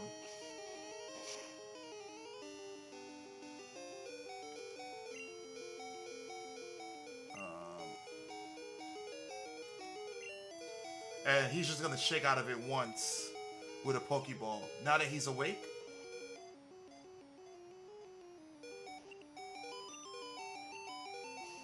Oh, okay. I didn't. Okay. Okay. I guess we can go Croconaw. And we're gonna use Growl to lower its attack. Oh shit, we only got Leer. Okay, whatever.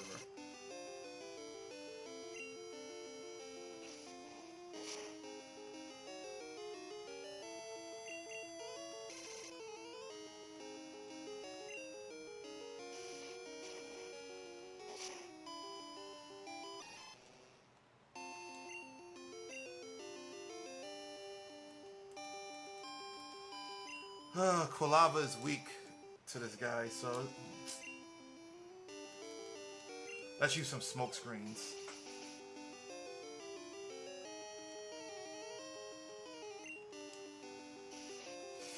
That's a one shot. Damn it. Oh, I thought it was. Okay.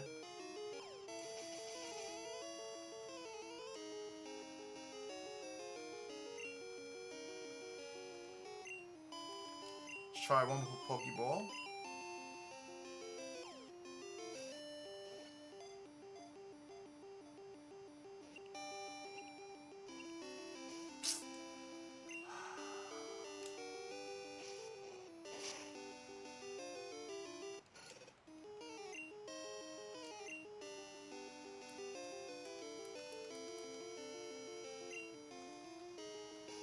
So annoying.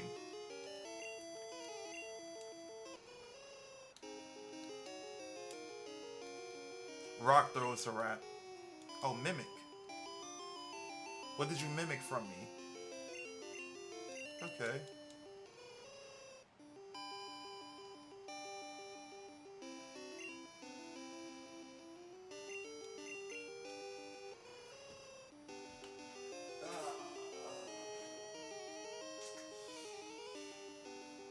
Have to get my charger, guys, because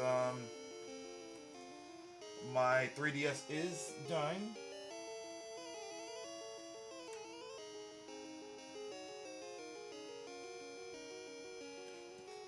Okay, so alright, nice. Charging.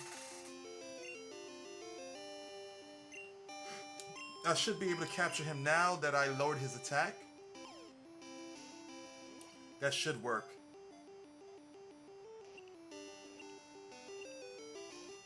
Nope. Oh, he's donezo. If I had a great ball, I'd be good, but...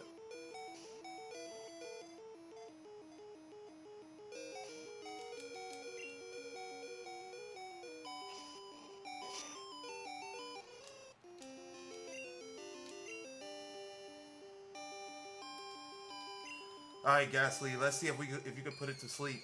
You should be faster than him. So hypnosis, let's go. Yes.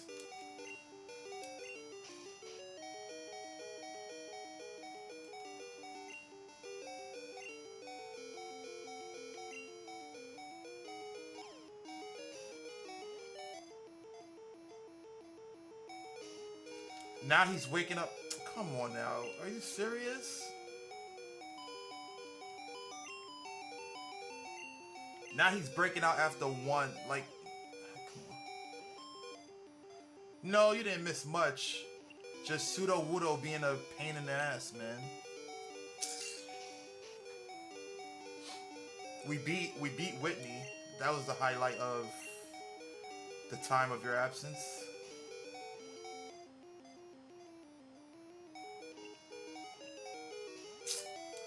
Yo, are you kidding me?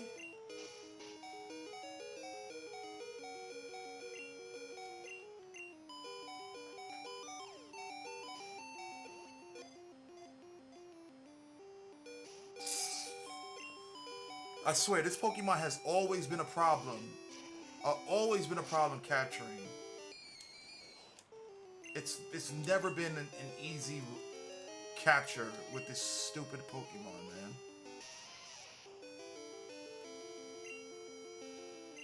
Growing up, he was a problem.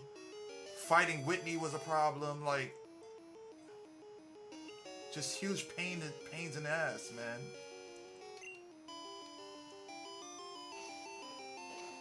I put him to sleep, nothing. I weakened him to as far as I could, nothing. Pseudo Wudo is just a problem.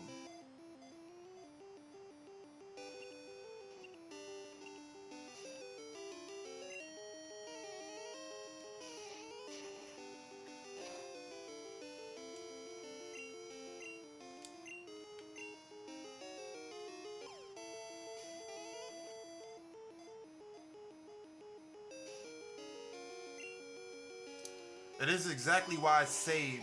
This is exactly why I saved before. Nah, get the hell out of here. Get out of here. Let's reset. I'm out of here. This is exactly why I saved. Right before fighting him. pain in the ass, man.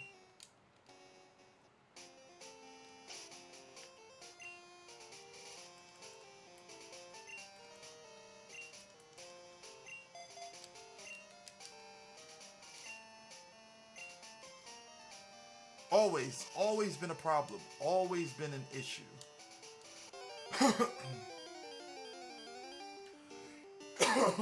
Excuse me.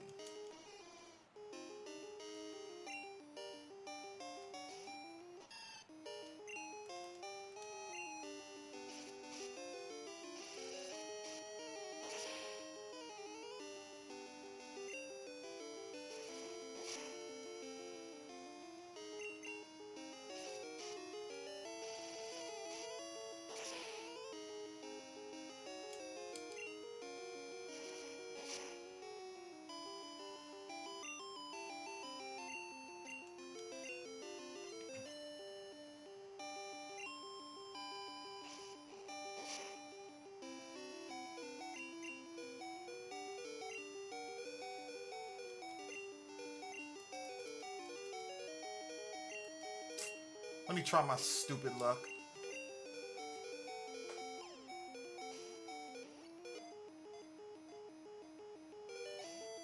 Yeah, I knew it.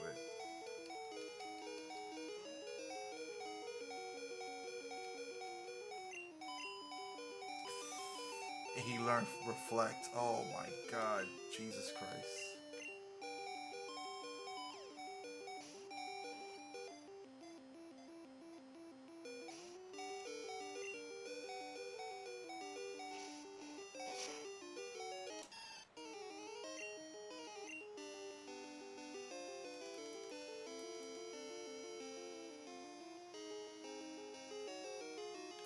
Who knows growl? Just who? All right, let's just use growl.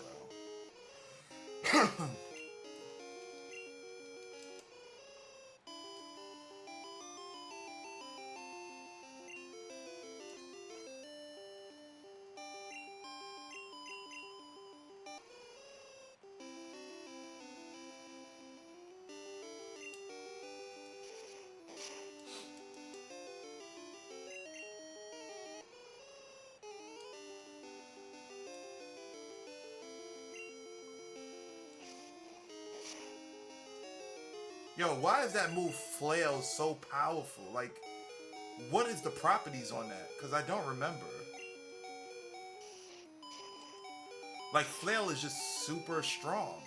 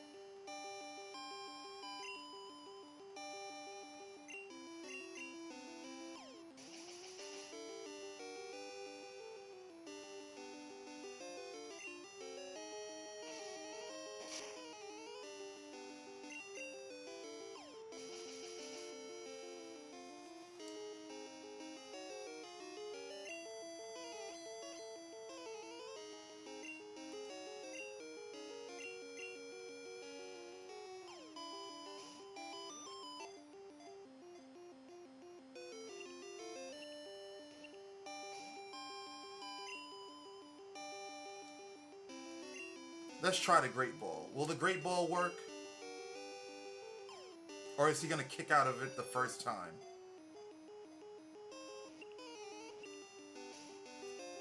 It's weaker than the Pokeball. What is the point of having a Great Ball if it... Oh my God. Okay.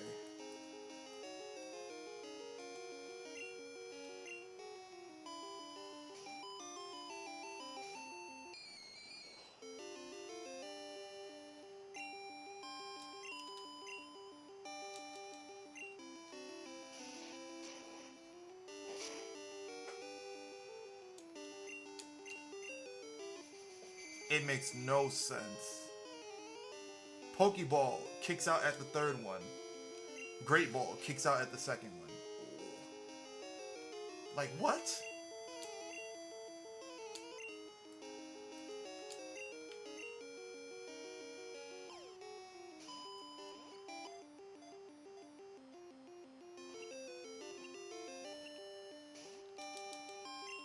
I don't know what more they want me to do. I don't know what more. This dude is sleeping. He's at his weakest. I blinded him to death.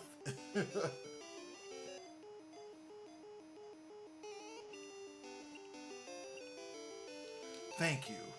Thank you. Jesus Christ, man. If a tree branch shakes when there is no wind, it's a pseudo-wudo, not a tree. It hides from the rain.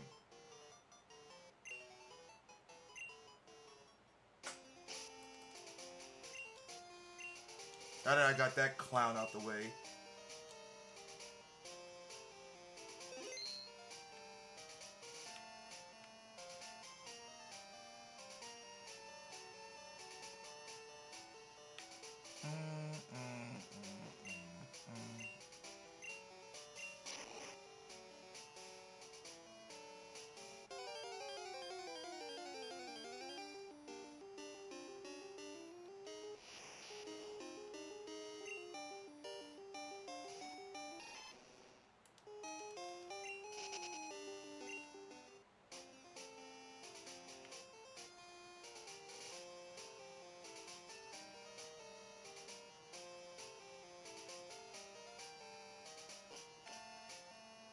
I need the bike.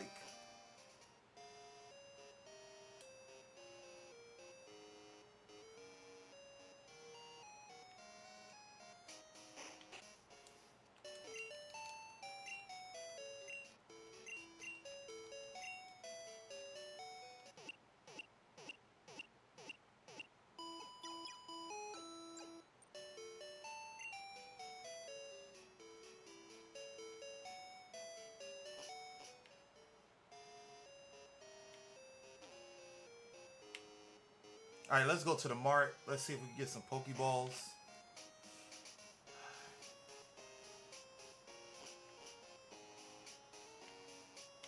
How much money I got?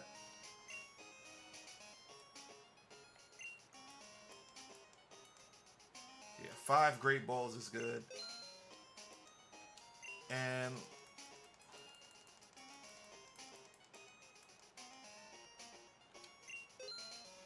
20 Pokeballs.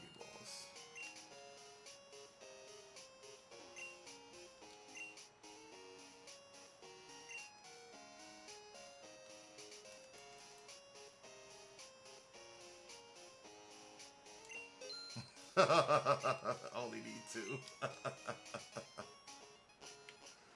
Oh, man.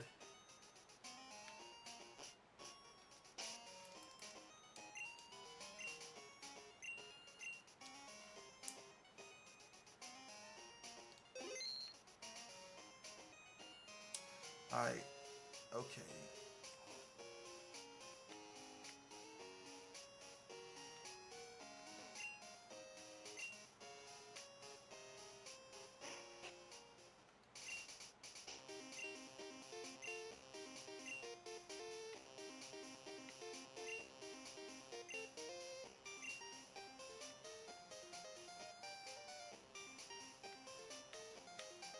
Yo, they not generous at all. They used to give, in Kanto, they gave you coins.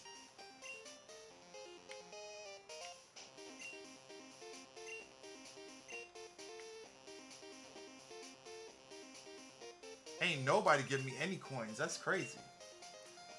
They mad selfish over here.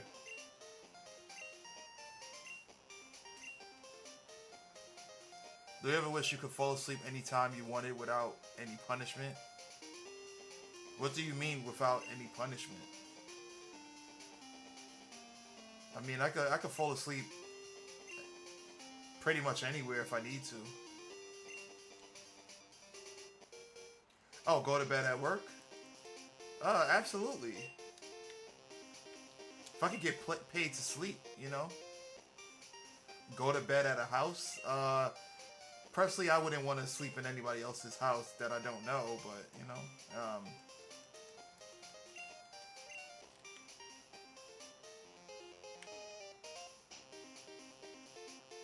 I mean, there are absolutely times where I'm tired and under the circumstances I can't sleep. If that's what you're referring to, then yeah, I definitely wish that I could do that, but you know.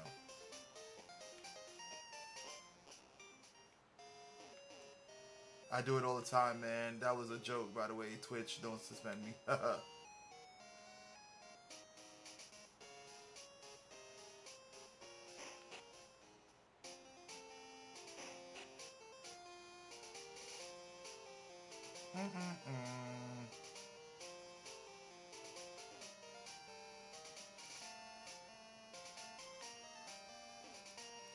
Is there anything else here happening? I don't know.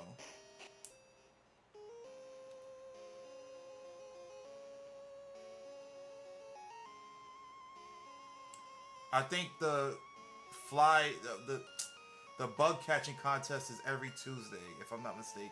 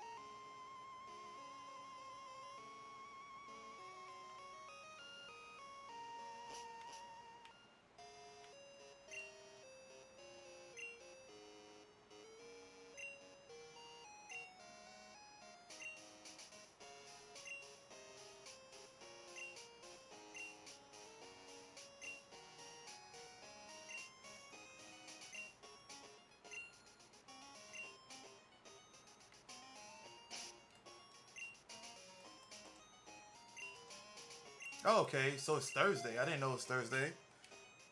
Oh, well, yeah. Okay. Technically, today is Thursday. It's after 12.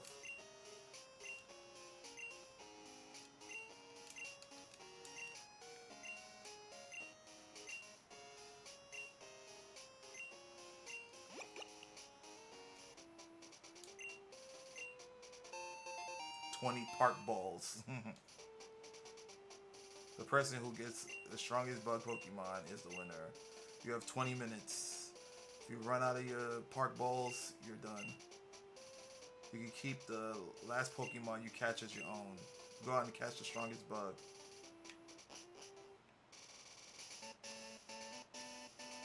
You know who I'm going for if he's available. Heracross, baby.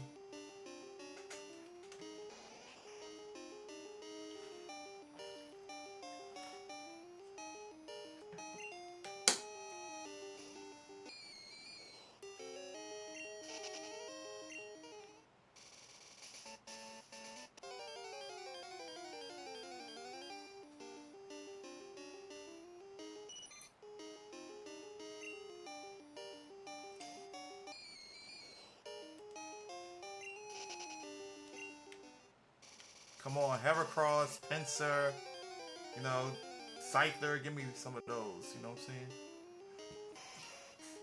Let's go.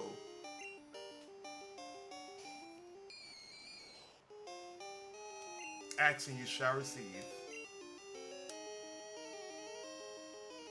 If the purge happened for 1 month straight, do you think you survive? I don't know. Probably not. Probably not.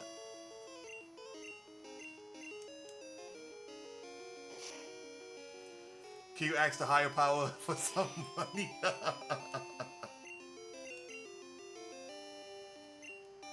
Ah man, I've tried countless times. I think my luck only goes within the realm of games.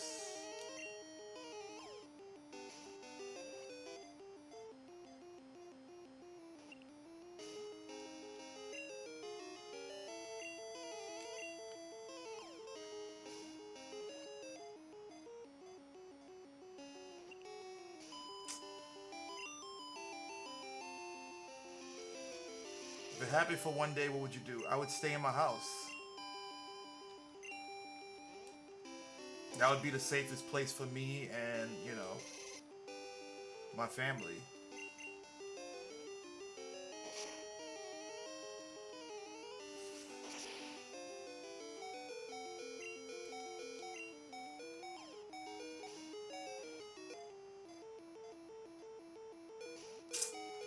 So if my Pokemon faints, that's it? I can't...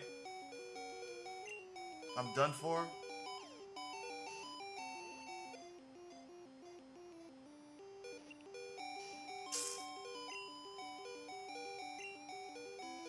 Another pain in the ass Pokemon, man. Oh.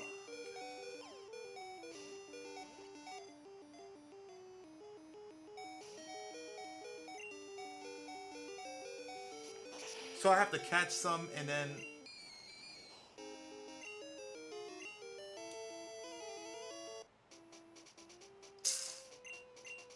Oh my god.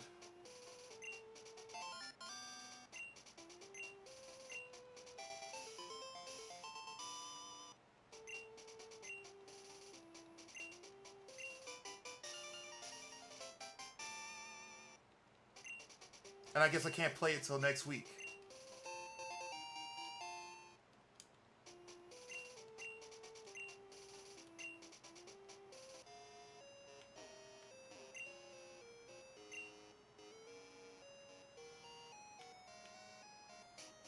I'm so pissed.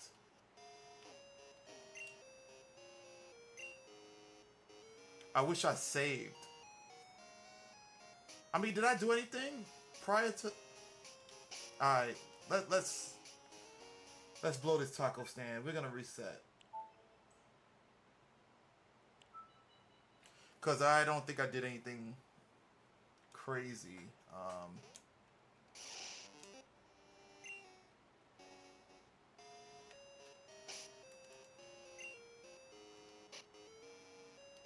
Okay. Yeah, cause I ain't waiting till no damn... Nah. And we're bringing out Quilava this time. That's it.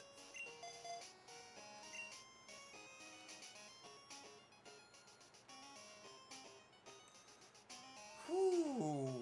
What 4 games are you playing on the deserted island for the rest of your life? Damn. That's a tough one. What 4 games am I playing on a deserted island for the rest of my life?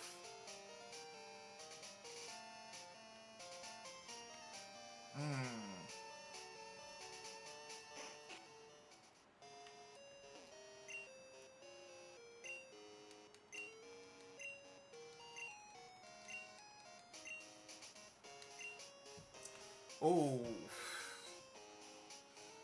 What 4 games will I play on a deserted island for the rest of my life? Shit.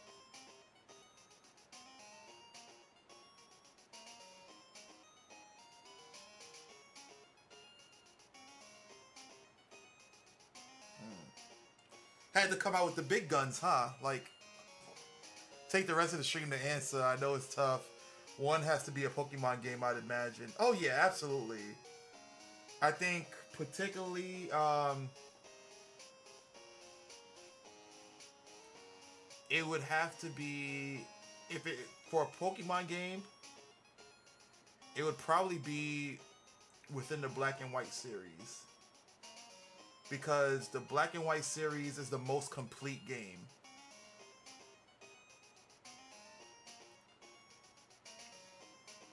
Like, it's not my favorite out of the series. It is one of my faves, absolutely, but it's not the favorite. However, if I want longevity out of it, it would have to be one of the Black and White series, because you get all the Pokemon available to you. You get pretty much all event quests or whatever. You get to fight all the gym leaders from previous games, and as well as champions, if I'm not mistaken.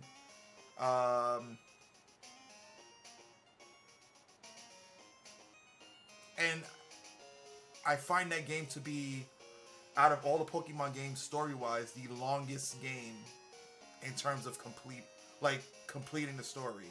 So I would say one of the Black and White series, absolutely, for sure. That's a solid ass pick. Yeah, I was like, yeah, it has to be that one. World Tournament on Black and White too. Okay, so then I thought it was also in the original Black and White, the World Tournament. It's Emeralds for you.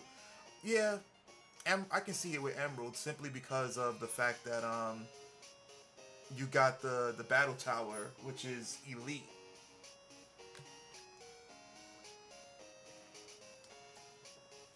But I say black. The reason why I say the Black and White series because more Pokemon to choose from, so more builds, more strategies, things like that. Um,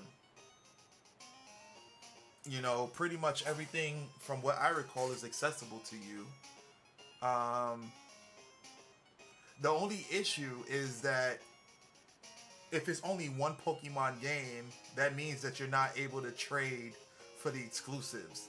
So that kind of sucks. But I would still say the Black and White series in its entirety. Okay, so we got one down. Second one. What will be another one?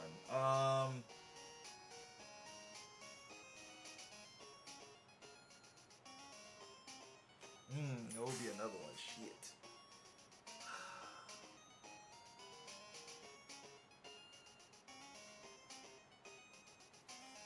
Ooh, this is tough. I'm thinking of a strategy game as well. I'm thinking of a strategy game as well. Super Castlevania 4 has to be number two. I mean, Super Castlevania is definitely one of my favorite games. But I don't know if it's one of those games that I can play all day, every day. Um, I mean, actually, I can. I can. But I haven't done it to be like, oh my god, I'm putting Super Castlevania on the back burner for now. If although okay, Super Castlevania is absolutely my favorite, but if I had to choose a Castlevania game, again I'm going by longevity, so I'd probably do Symphony of the Night. I'd probably do Symphony of the Night because you get a lot of longevity out of Symphony of the Night. Um, there's a lot of alternate routes that you can take within the game, a lot of different builds that you can do within the game, a lot of secret like elements and stuff like that. So I would definitely do Symphony of the Night because of the longevity. The gameplay itself is just phenomenal. Like I've been meaning to play that game on stream too because I do love that game. Super Castlevania 4. I would say Super Castlevania 4, not in any order, but 4, 3, and Symphony of the Night are my faves. They are absolutely my faves. Shoot. Let's see. What else? What else? What else?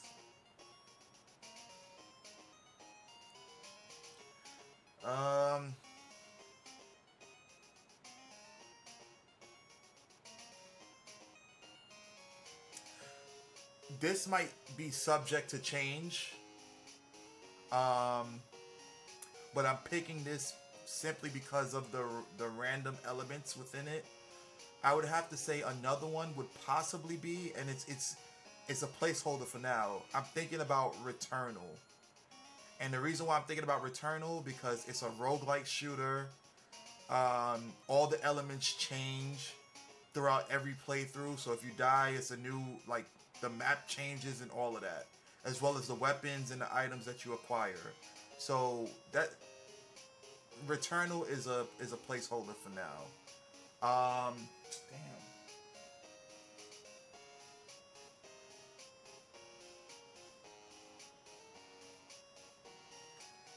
Another placeholder might be the very first Metal Gear, Metal Gear Solid might be another one. Um, because it was just a fun game, and it had a lot of elements beyond its time. Yo, this is really tough. Like I can't. Yeah, so two placeholders right now. Two definitives will be a game from the Black and White series and Symphony of the Night. And you said four, right? Damn, four.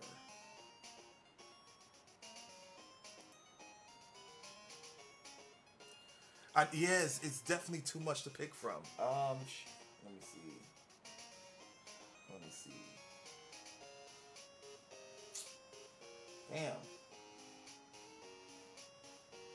I'm here looking at my library right now to see like what can I pick from.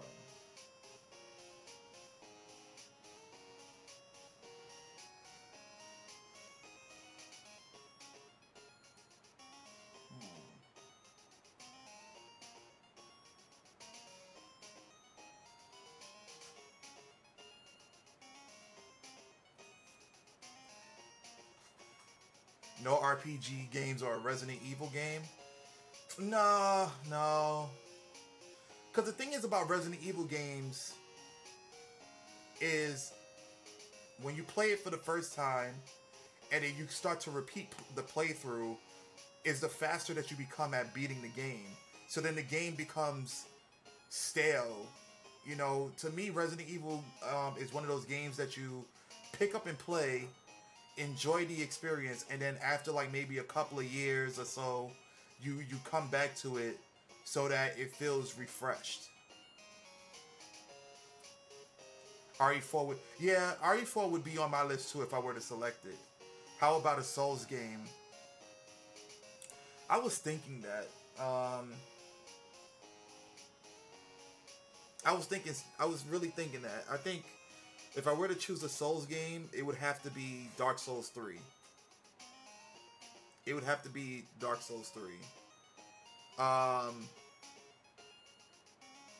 You know, in my opinion, that was the Souls game that had the best mechanics. What's funny about that? You would pick Dark Souls 2? Hell no! Listen, I'm already on the island. I'd be miserable playing Dark Souls 2.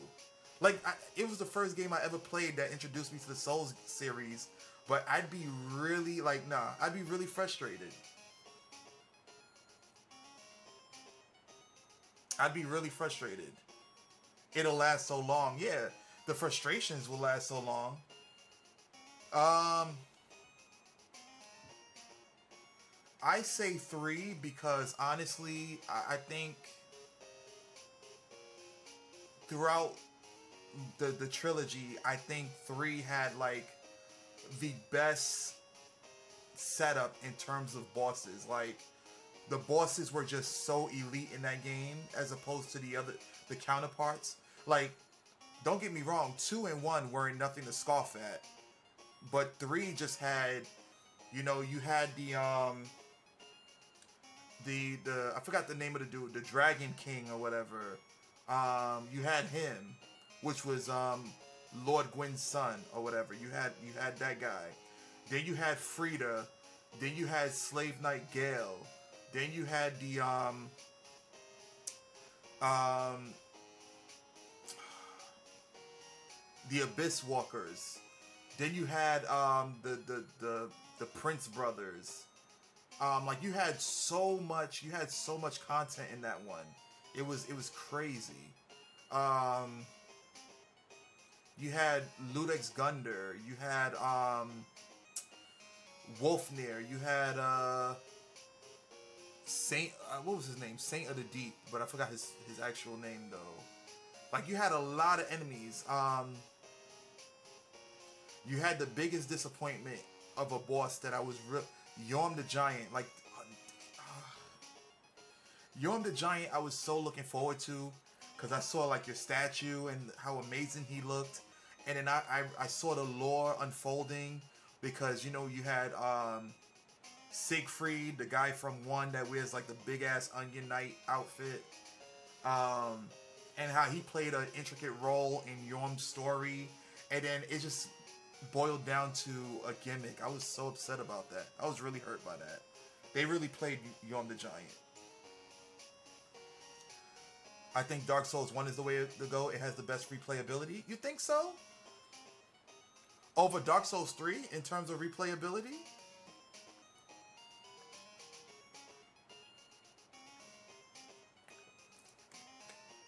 Because in Dark Souls 3, you know, events essentially like change from time to time when you determining what path you take story wise.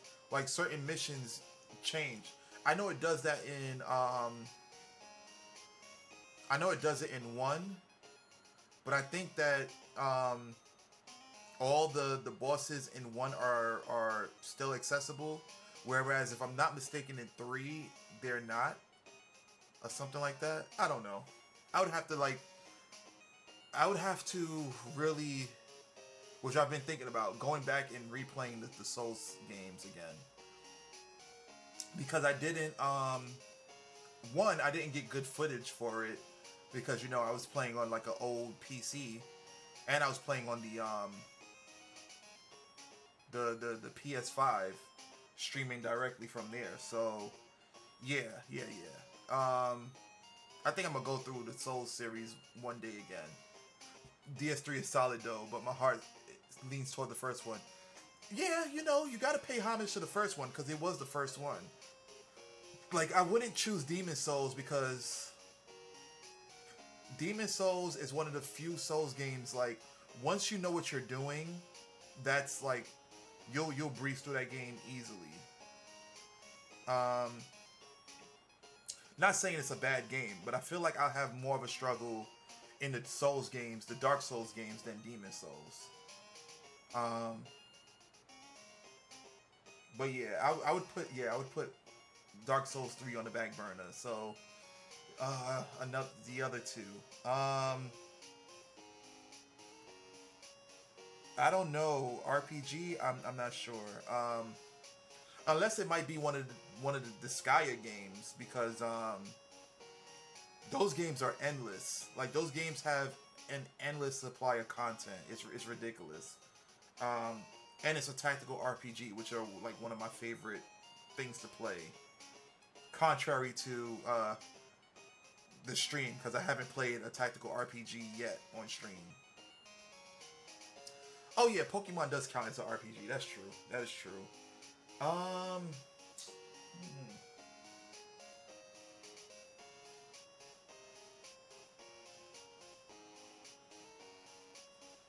Hmm.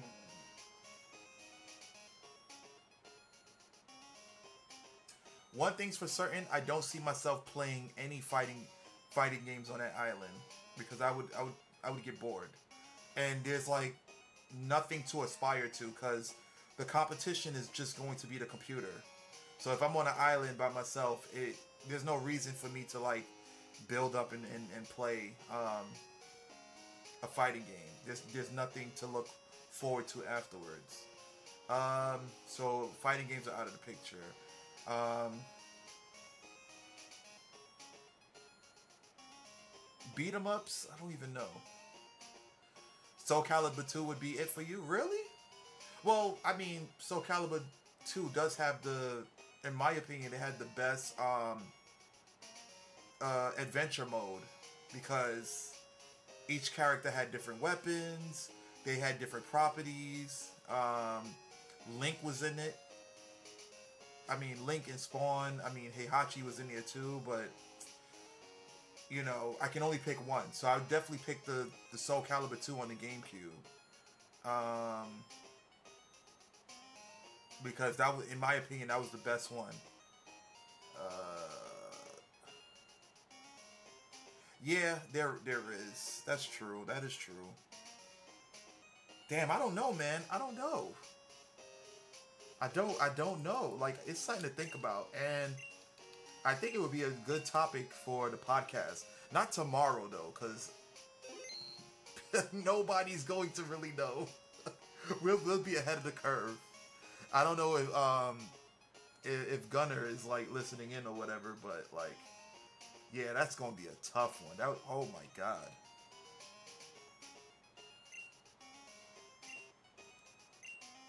That would be really tough. Um,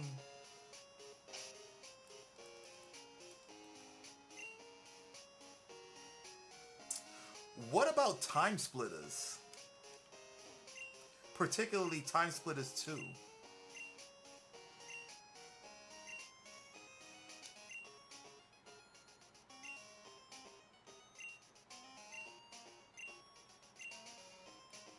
Gunstar Heroes would be on my list too. I never beat it, and it would probably take my whole life to beat. What about Castlevania 3?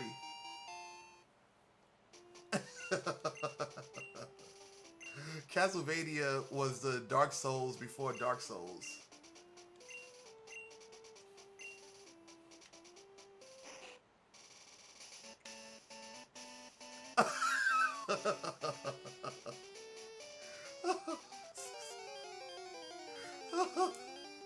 I just like myself.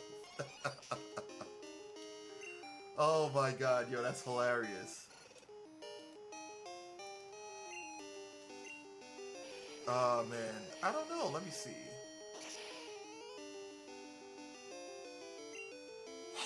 Mm,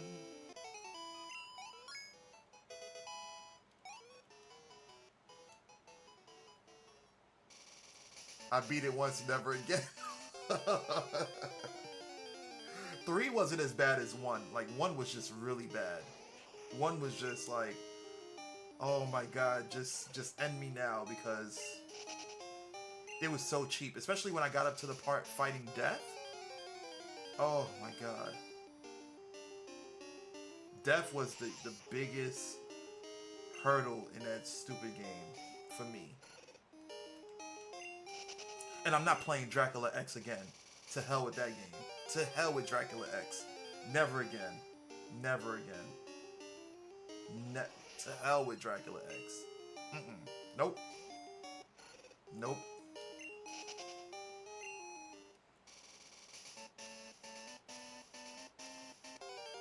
I think the Mummy was the most annoying, if you remember correctly.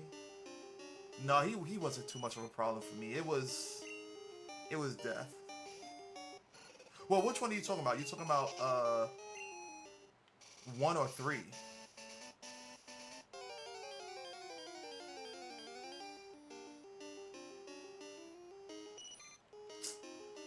Let's go into other grass. Let's see. They might have the big boys. Yeah.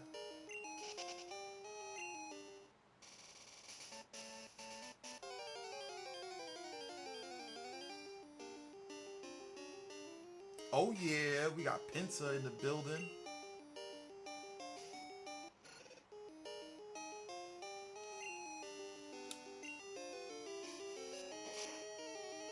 Don't remember? Okay, okay.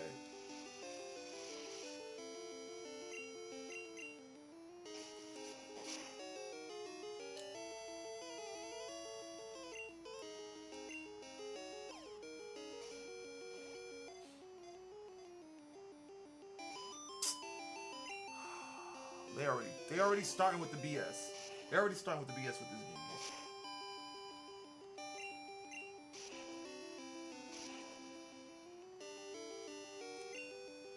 But Death and his cheap ass floating scythes can go back to hell. Yeah, they were annoying, yo. They were oh my god. And the fact that you can't bend your whip made it that much worse.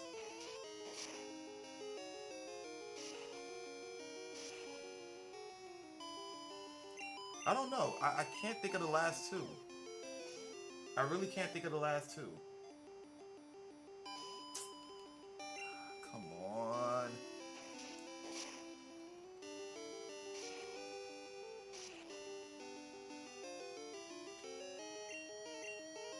Park ball. Now the fact that you had to commit to your jump arc was brutal. Oh yeah, yeah, yeah, yeah, yeah. That's what throws me off about Castlevania 4 because you didn't have to. You didn't have to do that. You can shift. You can shift your direction when you play Castlevania 4. So that definitely threw me off when I went back to play the old ones. Yo, Owl, what's going on? Welcome, welcome. Definitely got to catch them all. Oh man, yo, I don't know. I really don't know.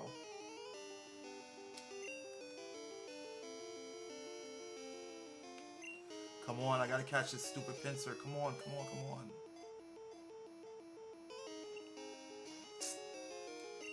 Oh, yo, it's this is like the most difficult game to catch Pokemon in. It really is. The only time I had issues was Yellow in the Safari Zone.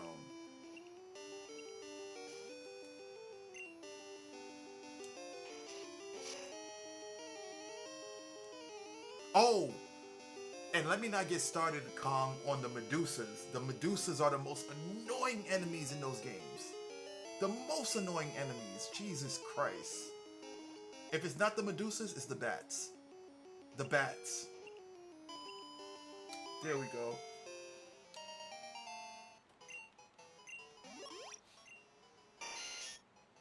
When the temperature drops at night, it sleeps on treetops among roots where it is well hidden. I could trade these damn Pokemon from Red and Blue. Why am I wasting my time? So how you been, Owl? What's going on with you? Oh, you're talking about the flea men? Oh my god, the stupid flea men. Jesus Christ. They'll jump at you a little bit and then kind of get a little closer to you, then do this high-ass arc jump. Yeah. The flea man is so annoying, man. Used to get beat red dealing with them. Yo, I know how you feel. I know how you feel. The ones that were easy to deal with was like the dragon, the bone dragons that shoot the fireballs. They weren't a problem. The stupid knights, they were pretty like durable, but they were easy to deal with. Some of the skeletons were annoying too, especially the ones that be lunging at you. Oh my god. Another enemy that's annoying. I think it was Castlevania 1. The stupid ass harpies that carry the fleamen, so they'll like fly across the screen, and then if you don't kill them in time, they'll drop the fleamen to start attacking you. Those are annoying. Those enemies, yeah. Those enemies will make you throw your controller.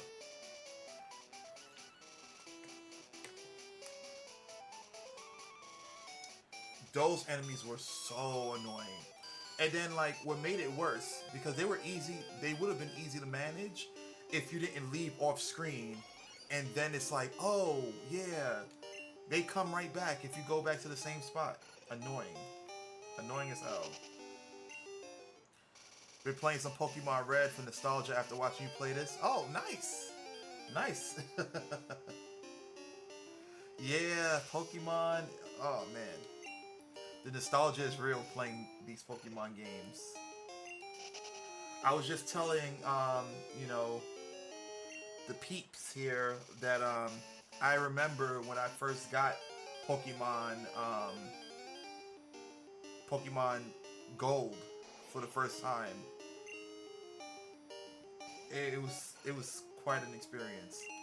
And how nowadays you don't get that same feel when it comes to games, because games are so easily accessible. Not only because of technology, but also being an adult right now. Like back in the days, it just felt so different. I remember just, waiting for someone to get me a game because I wasn't able to work at that time. I did work to get Pokemon Gold though. It wasn't like real labor or whatever. I was just like sweeping the classrooms up to make like $5 here and there or whatever, right? And then I was able to finally buy Pokemon Gold. But I'm talking about like as a kid when PlayStation was out, or well, it depends on your age. It definitely depends on your age. But my age being like 9-10 years old or whatever, I could not acquire the games that I wanted. So it was such a like, it was like a gift from the all high when I used to check the mail and we used to get those demo discs, and like it came with like the video game books and stuff. Oh my god. And I used to play those demos to death. Like it was just it just good times, man. And when I did get a game, I used to read the booklets from read the manual in the from the game to learn about the story, to learn about the characters, the controls. It just, oh man, it's just a different time now. Mine was a used silver from Blockbuster near Prospect Park in Brooklyn. Oh my God, that Blockbuster ain't even there anymore, Kong. I remember it because it was right there. It was right. It was Grand Army Plaza. You went to the roundabout. You passed the arches, and then you go on to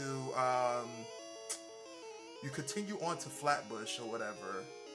Um, you pass like Schenectady. You pass all those other places.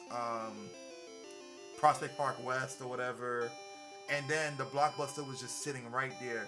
It wasn't on the end of the block. It was a store, something next to it, and then it was like the next store adjacent, and it was like, oh man, the memories there.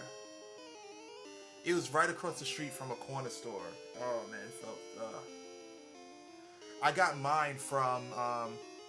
Oh, you out, Ace? All right, take it easy. Take it easy, nephew. Get some rest. Have fun at work tomorrow. Well, try to have fun at work tomorrow. And I will talk to you soon. And also, thank you so much for tuning in. I appreciate it a lot. But yeah, I got mine at the Toys R Us, which is also no longer there. Further downtown Brooklyn, over on Fulton Street. And like, I don't know if you remember, Kong, but you remember when they used to have like the instead of showcasing the games, Toys R Us was known for this. They would have like a picture of the not the cartridge, of the case, like the cover of the case as a picture, and you'd have to take that slip, bring it to the front, and then they'll give you the actual game. That was good times. The mall above Discovery Zone. Yeah, yeah. Wait, no, no, not Discovery Zone. I'm talking about Fulton Mall, where you go all the way into the back, and then the Toys R Us is like right there, all the way in the back. It was by the Chase Bank, and then like the front of the mall had like a bunch of people spray painting shirts and all that other stuff. Yeah, that one. Yo, did I hear Discovery Zone? There was one near me in Philly too. Yo, unfortunately, I never got to go into Discovery Zone. I always wanted to. I used to pass by the kids and see them have a good time. Oh man, yo. Now that's no longer a thing. Discovery Zone was in the basement. Oh, okay. See, yeah, yeah.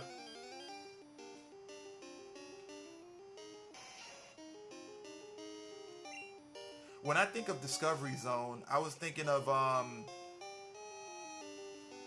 was probably mistaking it for the other mall, Atlantic Mall, where Funko Land used to be. I think Funko Land now became, I think it's now a Chuck E. Cheese. But I remember going to Atlantic Mall. You go up there, Funko Land was right there. Then I think they also had an electronics boutique in that same mall. Yo, good times, yo. But yeah, our Discovery Zone was the truth.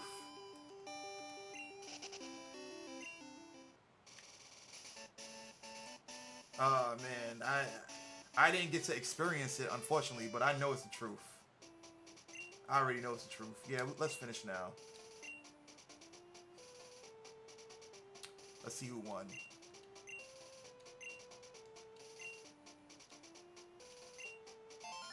I was third because I caught a. Oh, you gotta be kidding me.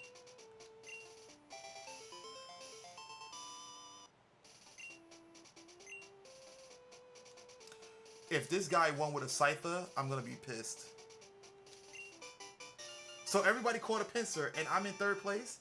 How did you determine that I was in third place? How, I gotta research that because I don't remember how to. You know, I'll keep the pincer though.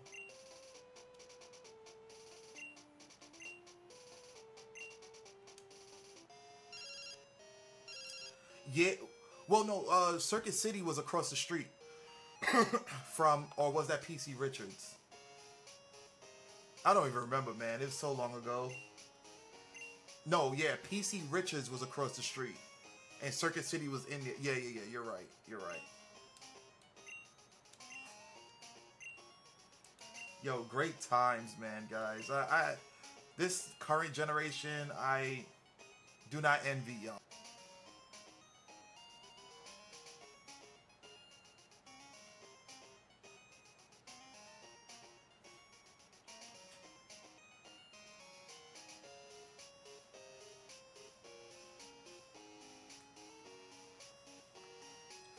Are we back on, guys? Twitch doesn't like the pass. Hold on, I should be back on now, right?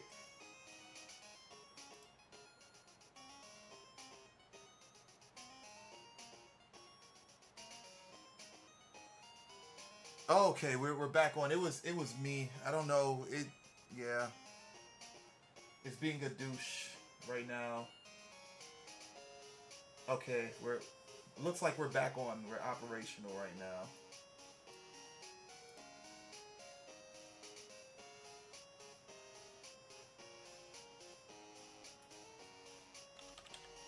I guess I had like a slight dip in service.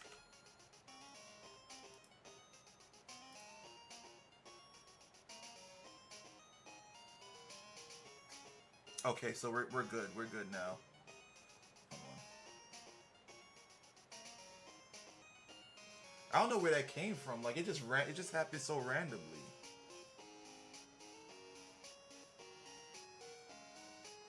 Maybe stuff in here is overheating. I don't know.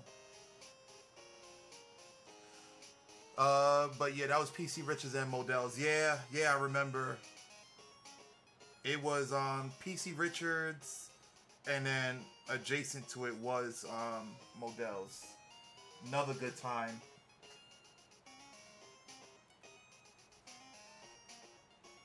Okay.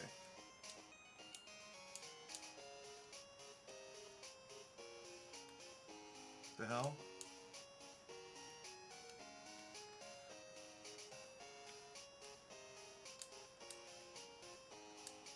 Okay, great. Now my controller's acting up. It must have lost connection too. Alright, let's finish talking to this person here.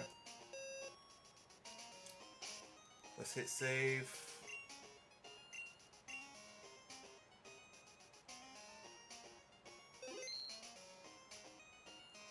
Okay, can I still move? Hold on. Damn it. Nope, can't move.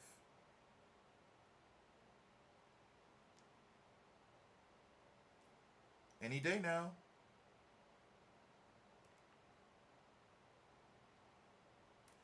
Oh, great. Now my 3DS wants to be problematic. Okay, awesome. Guess I'm gonna have to reboot it the old-fashioned way. Hold on, guys.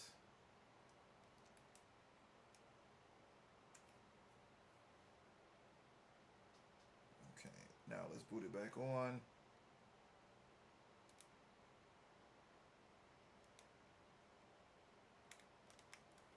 Hold on. In the meantime, so another controversial question. If given the opportunity to go back in time at your current age, mindset, um, and live from that point onward, what year would you go back to and why? It's a really good question.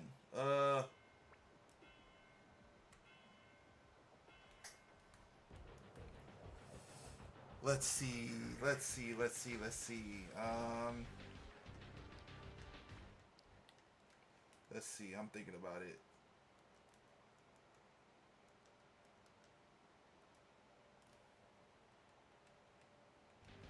There we go. Okay, got the controller working now. Back to Pokemon Crystal. Um, hmm.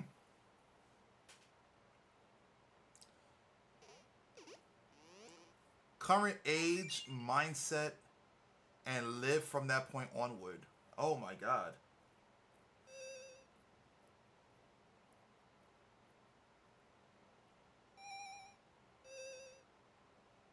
You know, I would probably say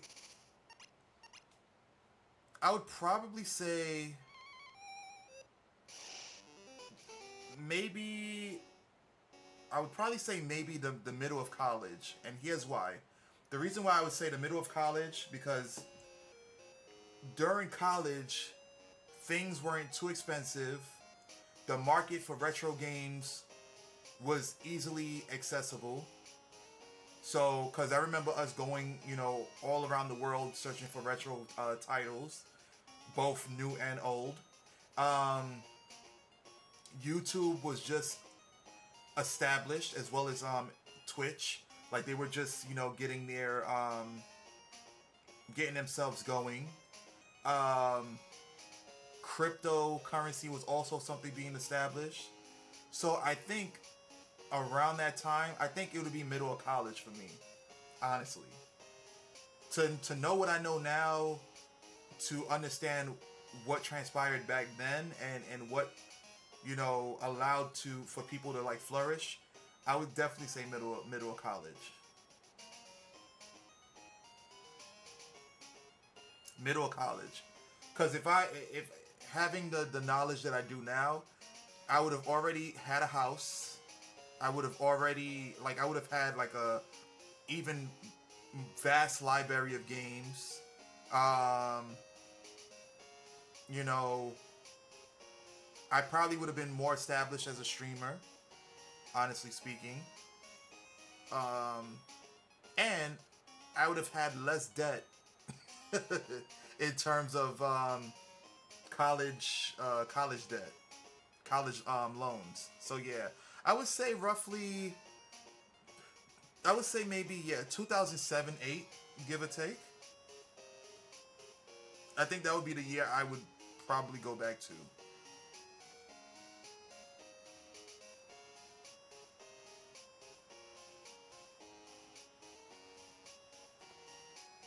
I would say that, give or take. Um,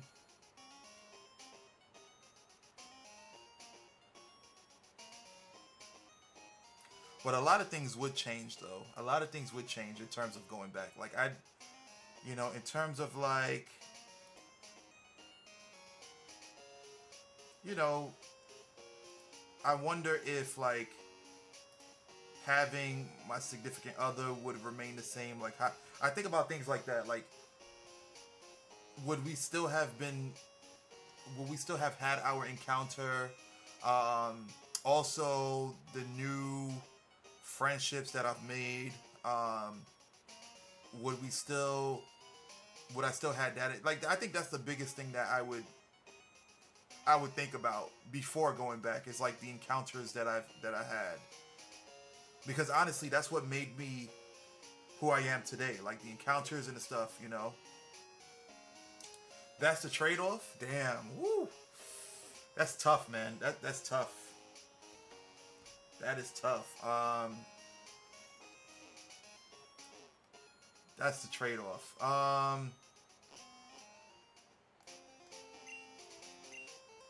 If it wasn't a trade off, absolutely 2008 and 9. But because there is a trade off, then probably not. Probably not. Because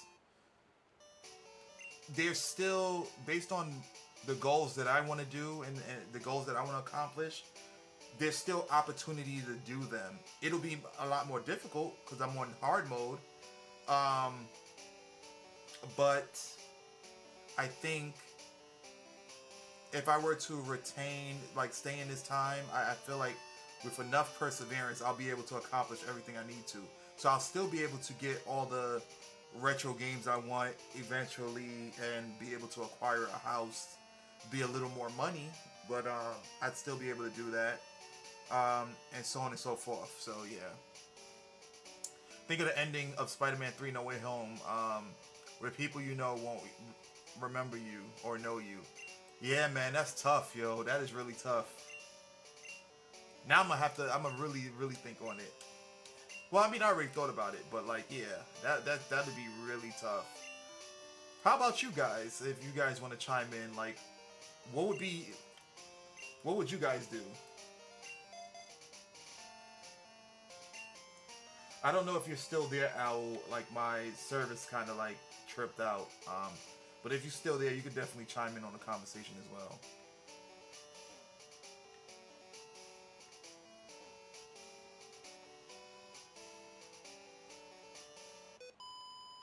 Alrighty, I figured I'd throw some thought-provoking questions your way.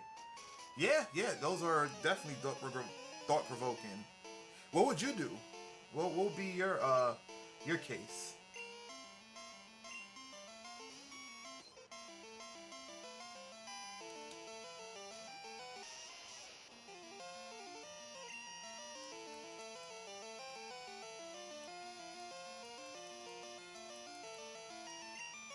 Like, how would you handle that opportunity?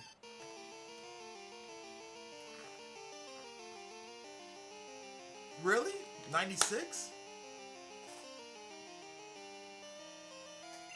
Honestly, the reason why if I were to go that far back, I wouldn't go that far back, is simply because it won't be the same. Like, I would be getting rid of the essence of my childhood. You know what I'm saying? Because honestly speaking, I feel like the golden years were the golden years simply because of the age that we were. I don't think it would be the same. Because I think a part of your question was that you would go back in time at your current age. Like, I don't think we would experience it the same way. Honestly speaking, if we went that far back, like, I don't think Pokemon would have been as appreciative in my adulthood going back in 96. Um, well, no, because you're saying that basically we would just be going back in time. It's not that we would be like our memories would be erased. It'll just be us going back in time to relive those moments. Okay, so yeah, I get what you're saying. Never mind. I was overthinking it. Yeah, yeah. Yeah, I was definitely overthinking it. Yeah, okay. I see what you're saying.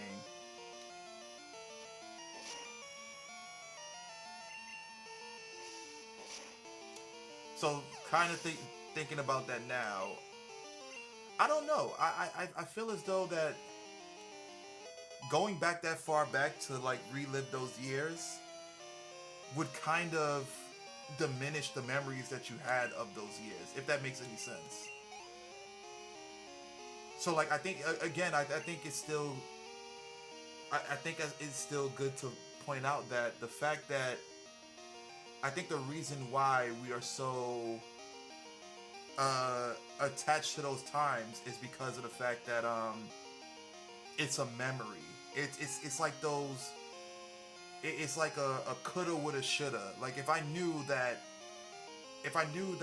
life would change so drastically from what it was back then, what would we have done more of or less of in order to make it count a bit more?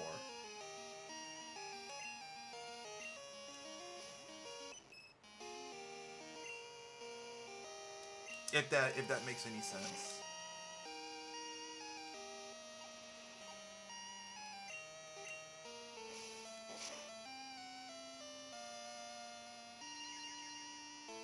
Which is kind of why I said around 2000, 7, 8 or whatever, because that's when shit started plummeting. Honestly, in my opinion, that's when stuff like started to plummet. Like, we got a mixed bag of like good games and bad games, and then we also got a mixed bag when it came to the economy. So it's like, if I could take advantage of what I know now during that time to secure my freedom financially and whatnot, I'd be able to do whatever I want. So, like, the market of retro games didn't really matter to me because I'm able to shell out the cash for any title I want. Like, if I'm doing Bitcoin and whatever, and I buy a big enough house just to have like a dedicated area for all my games, like an entire library of games, it's like, oh, 350 for Haunting Grounds? That's child's play. Here you go. Like, you want 150 for the original Silent Hill? Okay, bet. Here you go. Whatever. I'm gonna make that money back 10 times in like a few minutes. You know, um, Gunstar Heroes? Oh, really? You want 500 for that? You know what? It's a little steep, but you know what? I got it. So that would be like my mindset. Um, and then also I would try to. Another thing that I would also do if I have the capital is I would inject myself into certain video game companies, like buy out as much shares as I possibly can to kind of sway the direction that they take. You know what I'm saying? So I'll tell like I'll tell Xbox like, yo, you need to chill with the Series X, being glorified installation disc. Like, you shouldn't. I don't think that's a good idea. Or, well, that's too steep. That's too steep of a mountain to climb because Microsoft is already established. I'm sure they got their big sharks in there, but I guess maybe other companies where I could kind of like inject myself into their ecosystem and let them know like, yo, this is not what gamers want. Trust me, this is leading into a very bad direction. Something like that. For me, it would be the ability to engage with things more meaningfully. True, true. Because as a child, it's like, yeah, you're engaging with it, but you're not really appreciating it as much as you would as an adult because you're able to understand it on a stronger level. Because you're an adult, you understand life, you're more cognitive in what your thought process is and stuff like that. Like, imagine, I mean, well, now, I mean, you still have access to it, but imagine watching those sitcoms for the first time, like Married with Children for the first time, Martin for the first time, and not being a child. Like, I got some of the jokes as a kid, but like all of them, not so much. Like, I mean, most of them, not so much. So I get it. The only real downfall would be my family and friends being taken away. Yeah, yeah. That's the absolute downfall.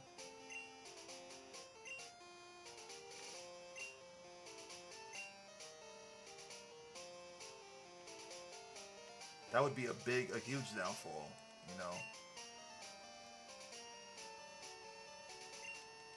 Because it sucks not having people to share some of those memories with, or having to reestablish those memories. Like, let's say you do encounter some of those family and friends, you know, the experience won't be the same because like they're of a different time. So that cousin that you grew up with, where you're currently the age that you are, going back in time, it won't be the same sentimental experiences because you're older. So you might be detached from them.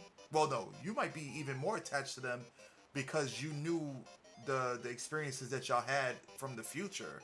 But yourself going to the past, that kid might, or that pair might be detached from you because it's like, you're just an adult. I don't want to hang around adults or whatever. I want to be around people my own age. So you'll lose that connection if you know. That's why immortality is a curse. Having to watch everything and everyone you love die. Yeah, yeah, man. It really is. It really is a curse. You know.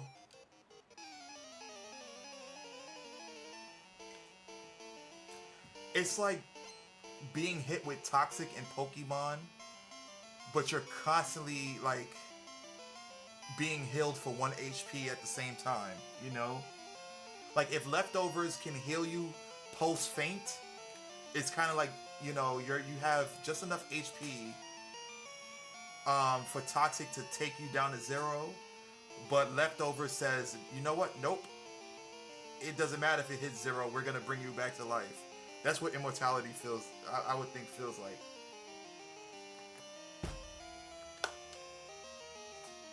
Or better yet, let's go to Greek mythology. It's kind of like who was it? It wasn't Icarus. Who was the one that discovered fire? Was it Prometheus? I think it was Prometheus, where he didn't discover fire per se. He gave fire to the world. He introduced fire to the world, and as his punishment, he got tied to a tree, having like vultures or crows, something like that, pick at his liver every day, and then after a certain time, and then once that happened, his liver would reheal for them to do it all over again. I think it was Prometheus. I think it was Prometheus. You just never die but feel all the pain from toxic. Exactly. Exactly.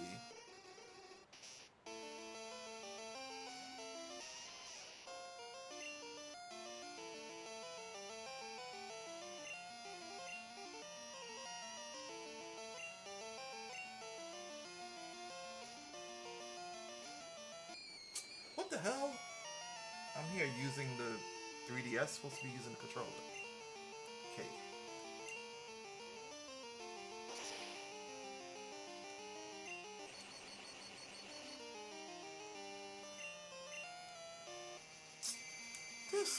He used hypnosis. Oh my god.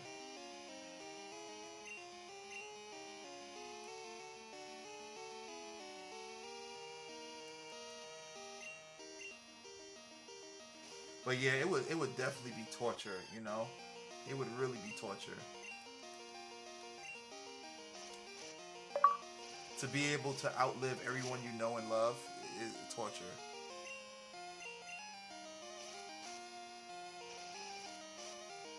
Thank you so much for the like, guys, on YouTube. If you're enjoying the stream, guys, don't forget to hit the subscribe button on YouTube or the follow button on Twitch.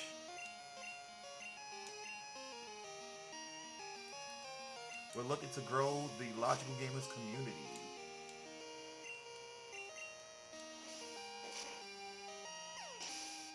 Yeah, those were some real thought-provoking questions, man. I gotta look some of those up and make good compensation of those. That's, you know.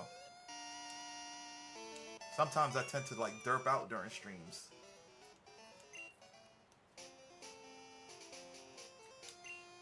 Putting Pokemon to sleep or paralyzing them are good battle techniques. Yeah, I know, because I definitely paralyzed you. Yeah.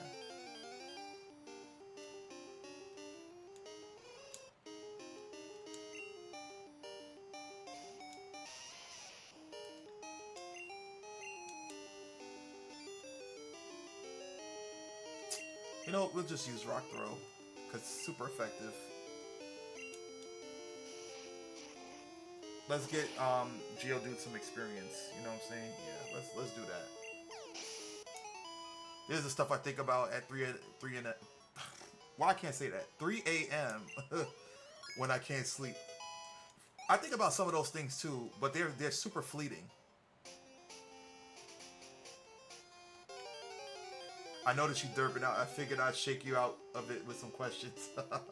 It's only because of, like, you know, the stupid pseudo-wudo and then having to deal with the connection going down. But yeah, you know, it's... Yeah, I'm going to look up some nice thought-provoking questions to ask you guys in the future. I need to circle back on that stuck on the island with just 4 games type of thing, though. I definitely need to finalize my list. It's subject to change, though. It definitely is subject to change. Because I'm not sure if it's going to be concrete, the games that I mentioned.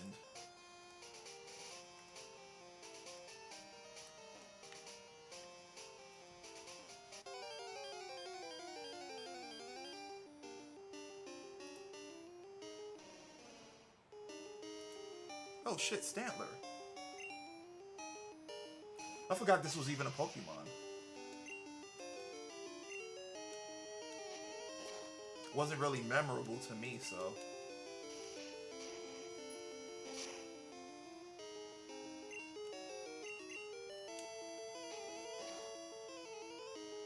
And also, if you guys want to chime in on the conversation as well, feel free to do so. Like, these conversations are open to everyone.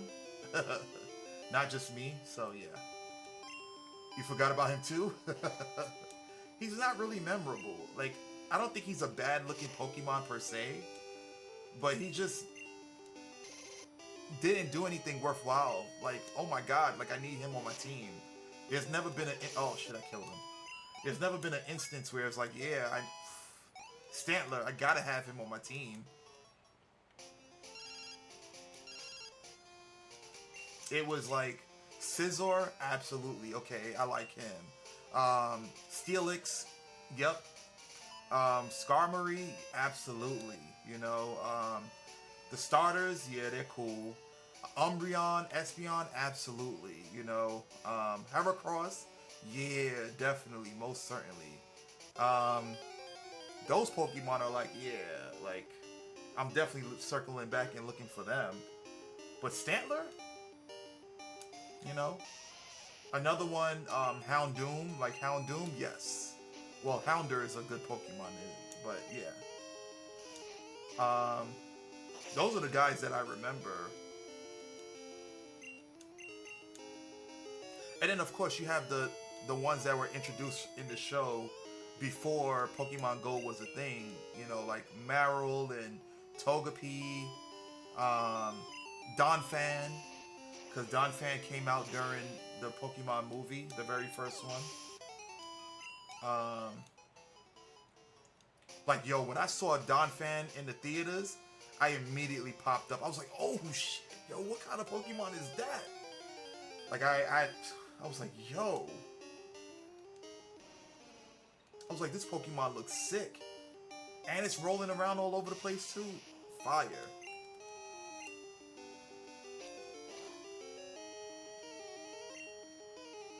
Like I really perked up. Like I was excited to watch the Pokemon first movie, but I was super excited when I saw a new Pokemon on the screen. I was not expecting that at all. Alright, so Pokemon question. If you had the choice between being a regular trainer that could travel the world like Ash or a gym leader, but you had to stay in that town region, which would you pick and why? Um,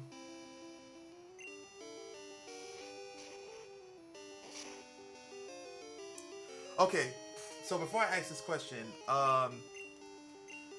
do I have Ash's bravery? Because, okay, here's the thing. Ideally speaking, I would love to go around the world and travel like Ash and whatnot. Because of all the things that he got to see, all the things that he got to experience, etc., etc. But I'm based on my personality, I would most likely be a gym leader. Simply because I don't want to surf on large bodies of water. I don't want to encounter big ass Gyarados in the ocean because they're all wild. Then you have whale lords and shit out there. I don't want to fly anywhere because I'm scared of heights. Like, it's one thing to be on a plane, but to be on a Pokemon, I don't want to do that. Um, Dealing with caves of prehistoric Pokemon, like that was scary as hell. All the Kabuto and Kabutops and Ammonites and Amistars waiting for him. A freaking Aerodactyl almost ate him. Like I don't think I'd be built for that type of stuff. You know what I'm saying? You know, Ash is built enough to do all that stuff because he's able to carry Pokemon on his arm that weighs more than he does. It's crazy. Um, like I think Pidgeot weighs more than him and is bigger than him, and he was able to have him on his arm like it was nothing. Um, so I would love to if I was brave enough to be like Ash, but I'd probably be a gym leader. And my Pokemon, if I was a gym leader, the Pokemon that I would have would be relative to the area that I lived in, or any area that's accessible just by me just walking there and not having to go into any caves, not having to go overseas. It was just like if Pokemon if Pokemon was the United States, right? If I'm able to travel by car and capture Pokemon, I'll do that. But if I have to take a boat ride, or if I have to, nah, not doing it. Not doing it. Not at all. Okay, so where is your region town, and what kind of Pokemon would you have? Hmm.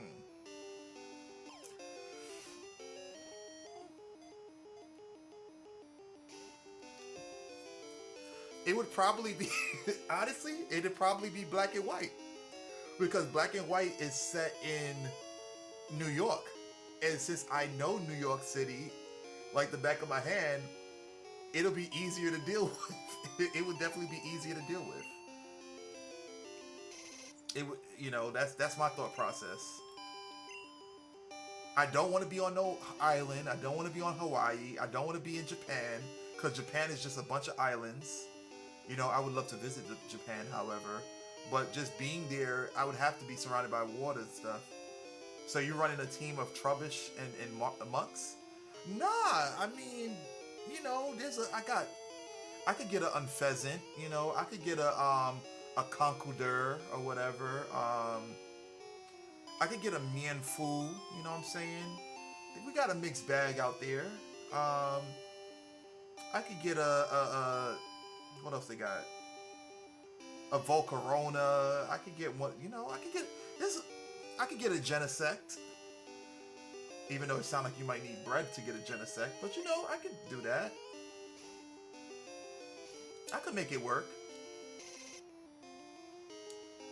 I could, yeah, Trubbish and Garbodor. I could definitely probably do that.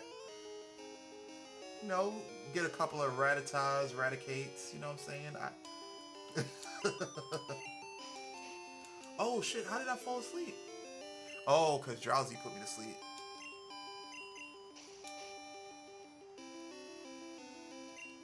Ideally speaking, if I wasn't so afraid of large bodies of water and heights, I think I would go to Sinnoh. I think my place of operations would be Sinnoh.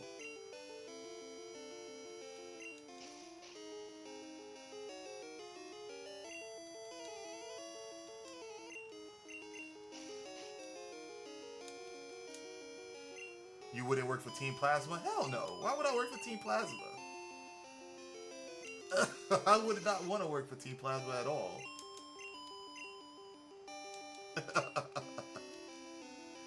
Even though, their leader was pretty serious, he was more of the serious villains. Him, what was it? Getsy's Galactic, which was Cyrus or whatever, Silas, whatever his name is. And I like Giovanni because he's Giovanni. The other ones are good pay. Yeah, but I ain't trying to get arrested.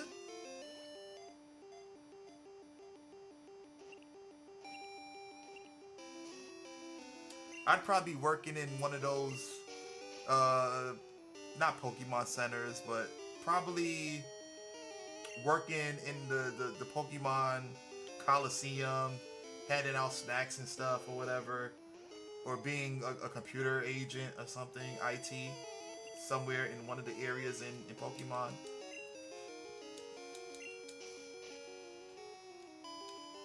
And I'm sorry, those people look like Team Plasma is more like a cult. So I'm pretty sure that they don't pay anything. I'm pretty sure Getsy's don't pay diddly squat to any of his people. It's like, no, my child, you are doing this for the greater good. You will be blessed. I don't think he pays any of his people.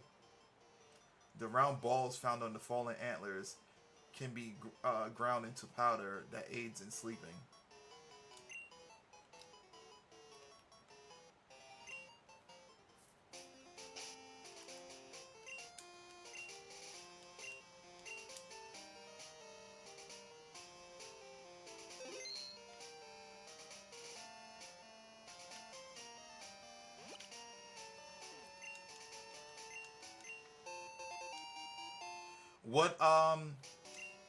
What region would you be on? And also, would you be a gym leader? Need to run a save on Power World?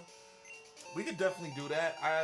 I'll be playing on the Xbox though because it runs like dog shit on the Steam Deck. That's the only reason why I haven't played it, because it runs like trash on the Steam Deck. And I think Power World is one of those games where if you have portability, it'll be good. Oh, it's on PS5 too? Wow, I didn't know that. I remember it being on Xbox. Is it crossplay?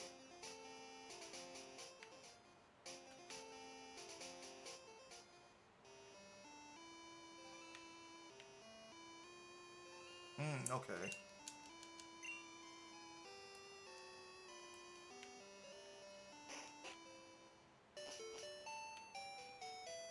Oh, this asshole? Oh, come on.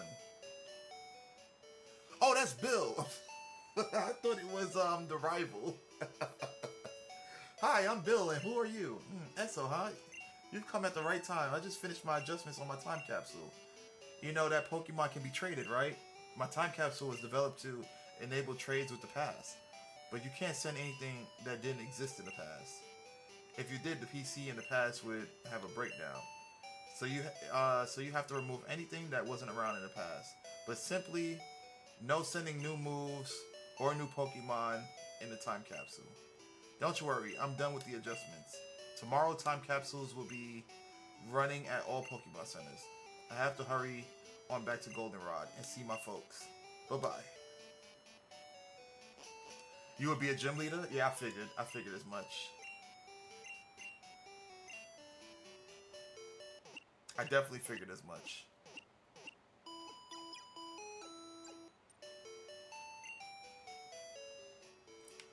Okay, I think we're gonna save right here, guys, and stop. Because I do have work in the morning.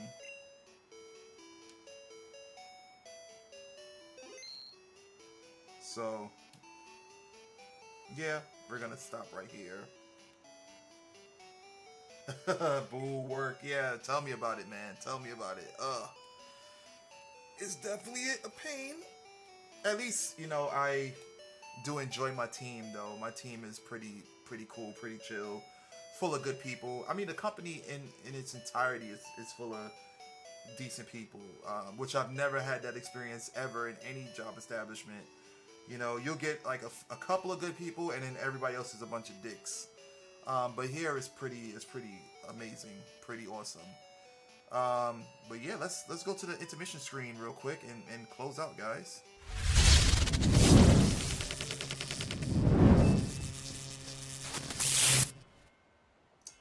Alright guys, so this concludes the stream of Pokemon Crystal and the test of utilizing my controller on the Nintendo 3DS. I am really excited about that because it opens up so many possibilities of games. Like for example, let's see if we could try Kid Icarus real quick. Let me kind of shift over here. Because Kid Icarus was one of those unorthodox games that required a certain configuration in order for you to not have to use the touchscreen.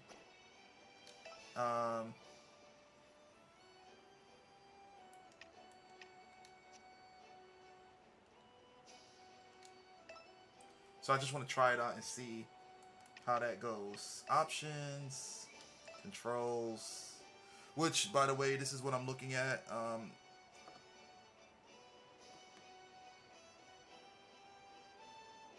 don't think I could alter it right now. Oh, okay, there we go. I'm looking at the bottom half of the screen right now.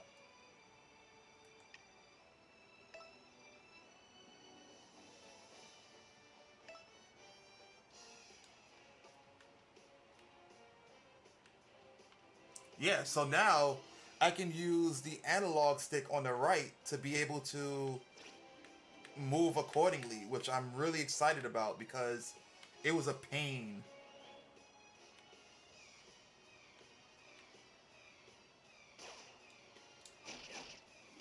Yeah, now I'm gonna really enjoy playing Kid Icarus because I wasn't able to really fully enjoy the game because of the obscure controls, which is pretty nice.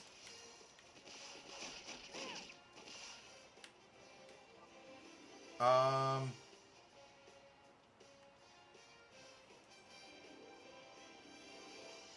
okay, so now I gotta figure out how to move the reticle.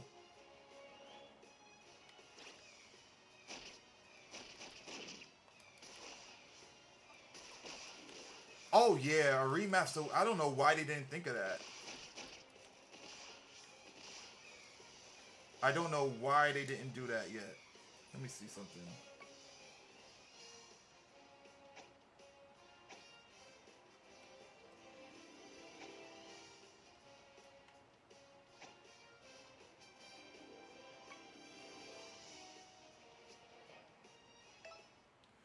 trying to figure out how to do it though. Let me see.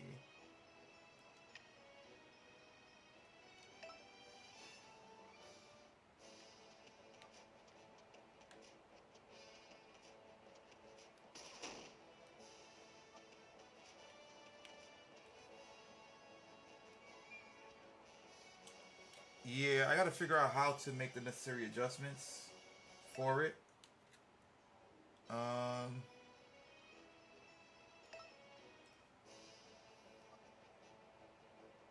because I don't want to use the stylus at all.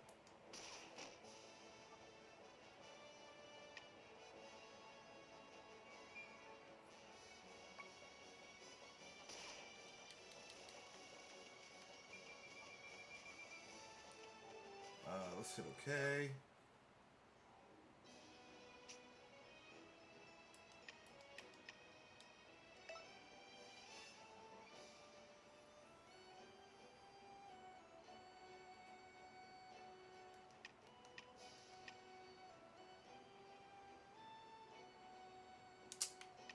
Oh, that kind of sucks.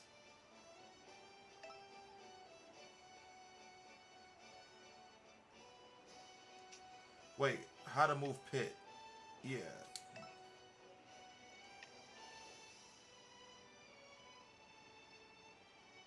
Choose how to move the reticle.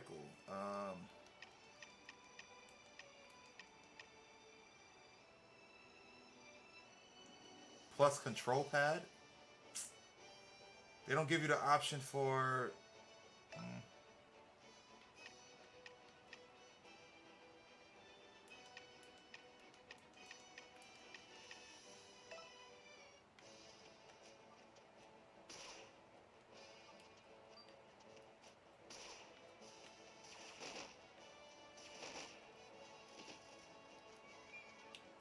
Yeah, it might be. Yeah, it might be hard to play Kid Icarus on here because they don't give you the options to. I would probably have to change the controls entirely to match that.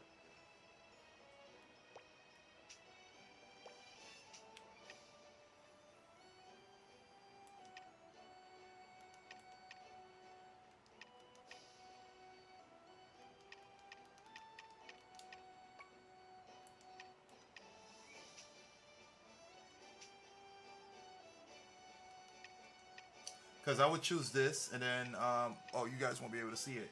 So they give you the option between touchscreen, um, control pad, A, B, X, Y, to be able to move around, move the reticle around.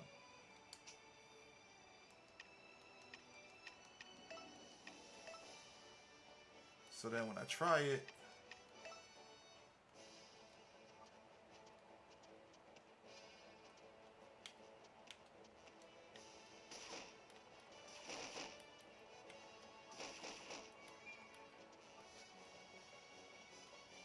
it's still tolerable, but it would have been better if they,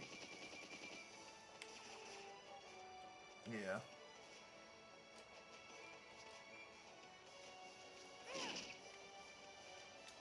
They definitely should make a port on the Switch. Because I think it's one of these games that would have been phenomenal if they had the right buttons for it. Instead of relying on the touchscreen. Like, who wants to play an action game using the touchscreen?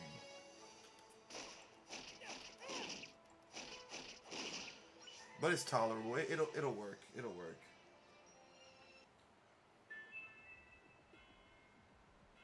Yeah, but just, playing a bunch of different games.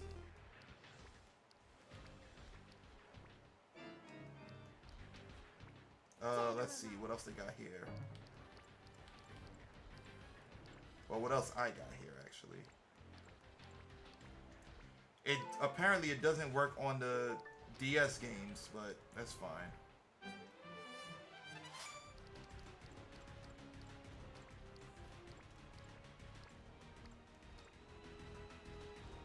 Another good game, Ever Oasis. I can also play, and if I wanted to add Monster Hunter, I can do that too. You know. But yeah, the possibilities are pretty much endless, guys. It's pretty much endless. But yeah, once again, folks, I want to take this time to thank each and every one of you guys for tuning in. Again, if you enjoyed the stream on YouTube or Twitch, hit the follow button on Twitch, subscribe on YouTube. I primarily stream every Monday and Friday from 9 p.m. to 1 a.m. EST. Currently streaming tonight because of the fact that I won't be streaming on Friday. So, guys, don't look for me. I will not be here. Also, check out the socials. The links that I just provided in each chat consist of all the socials that are listed right below me. And what that entails: Facebook, Instagram, Twitter, TikTok, Discord, and also the two YouTube channels. One is the main channel where I put all the streams and like think pieces and reviews and also like unboxing videos. And then the other channel is the Logical Gamers Podcast, where we have weekly podcasts that are aired every Wednesday at 12 p.m. EST. So definitely subscribe to all of them, guys. Again, we're looking to grow the community. And we're looking forward to having like-minded individuals such as yourselves. So yeah, that is pretty much it. That is pretty much it. So, all right, guys, I'm gonna head out. Gotta get some rest in the morning. Y'all have a wonderful rest of your week. See you guys soon. And remember, if it ain't gaming, it ain't logical. Peace. Y'all have a good one.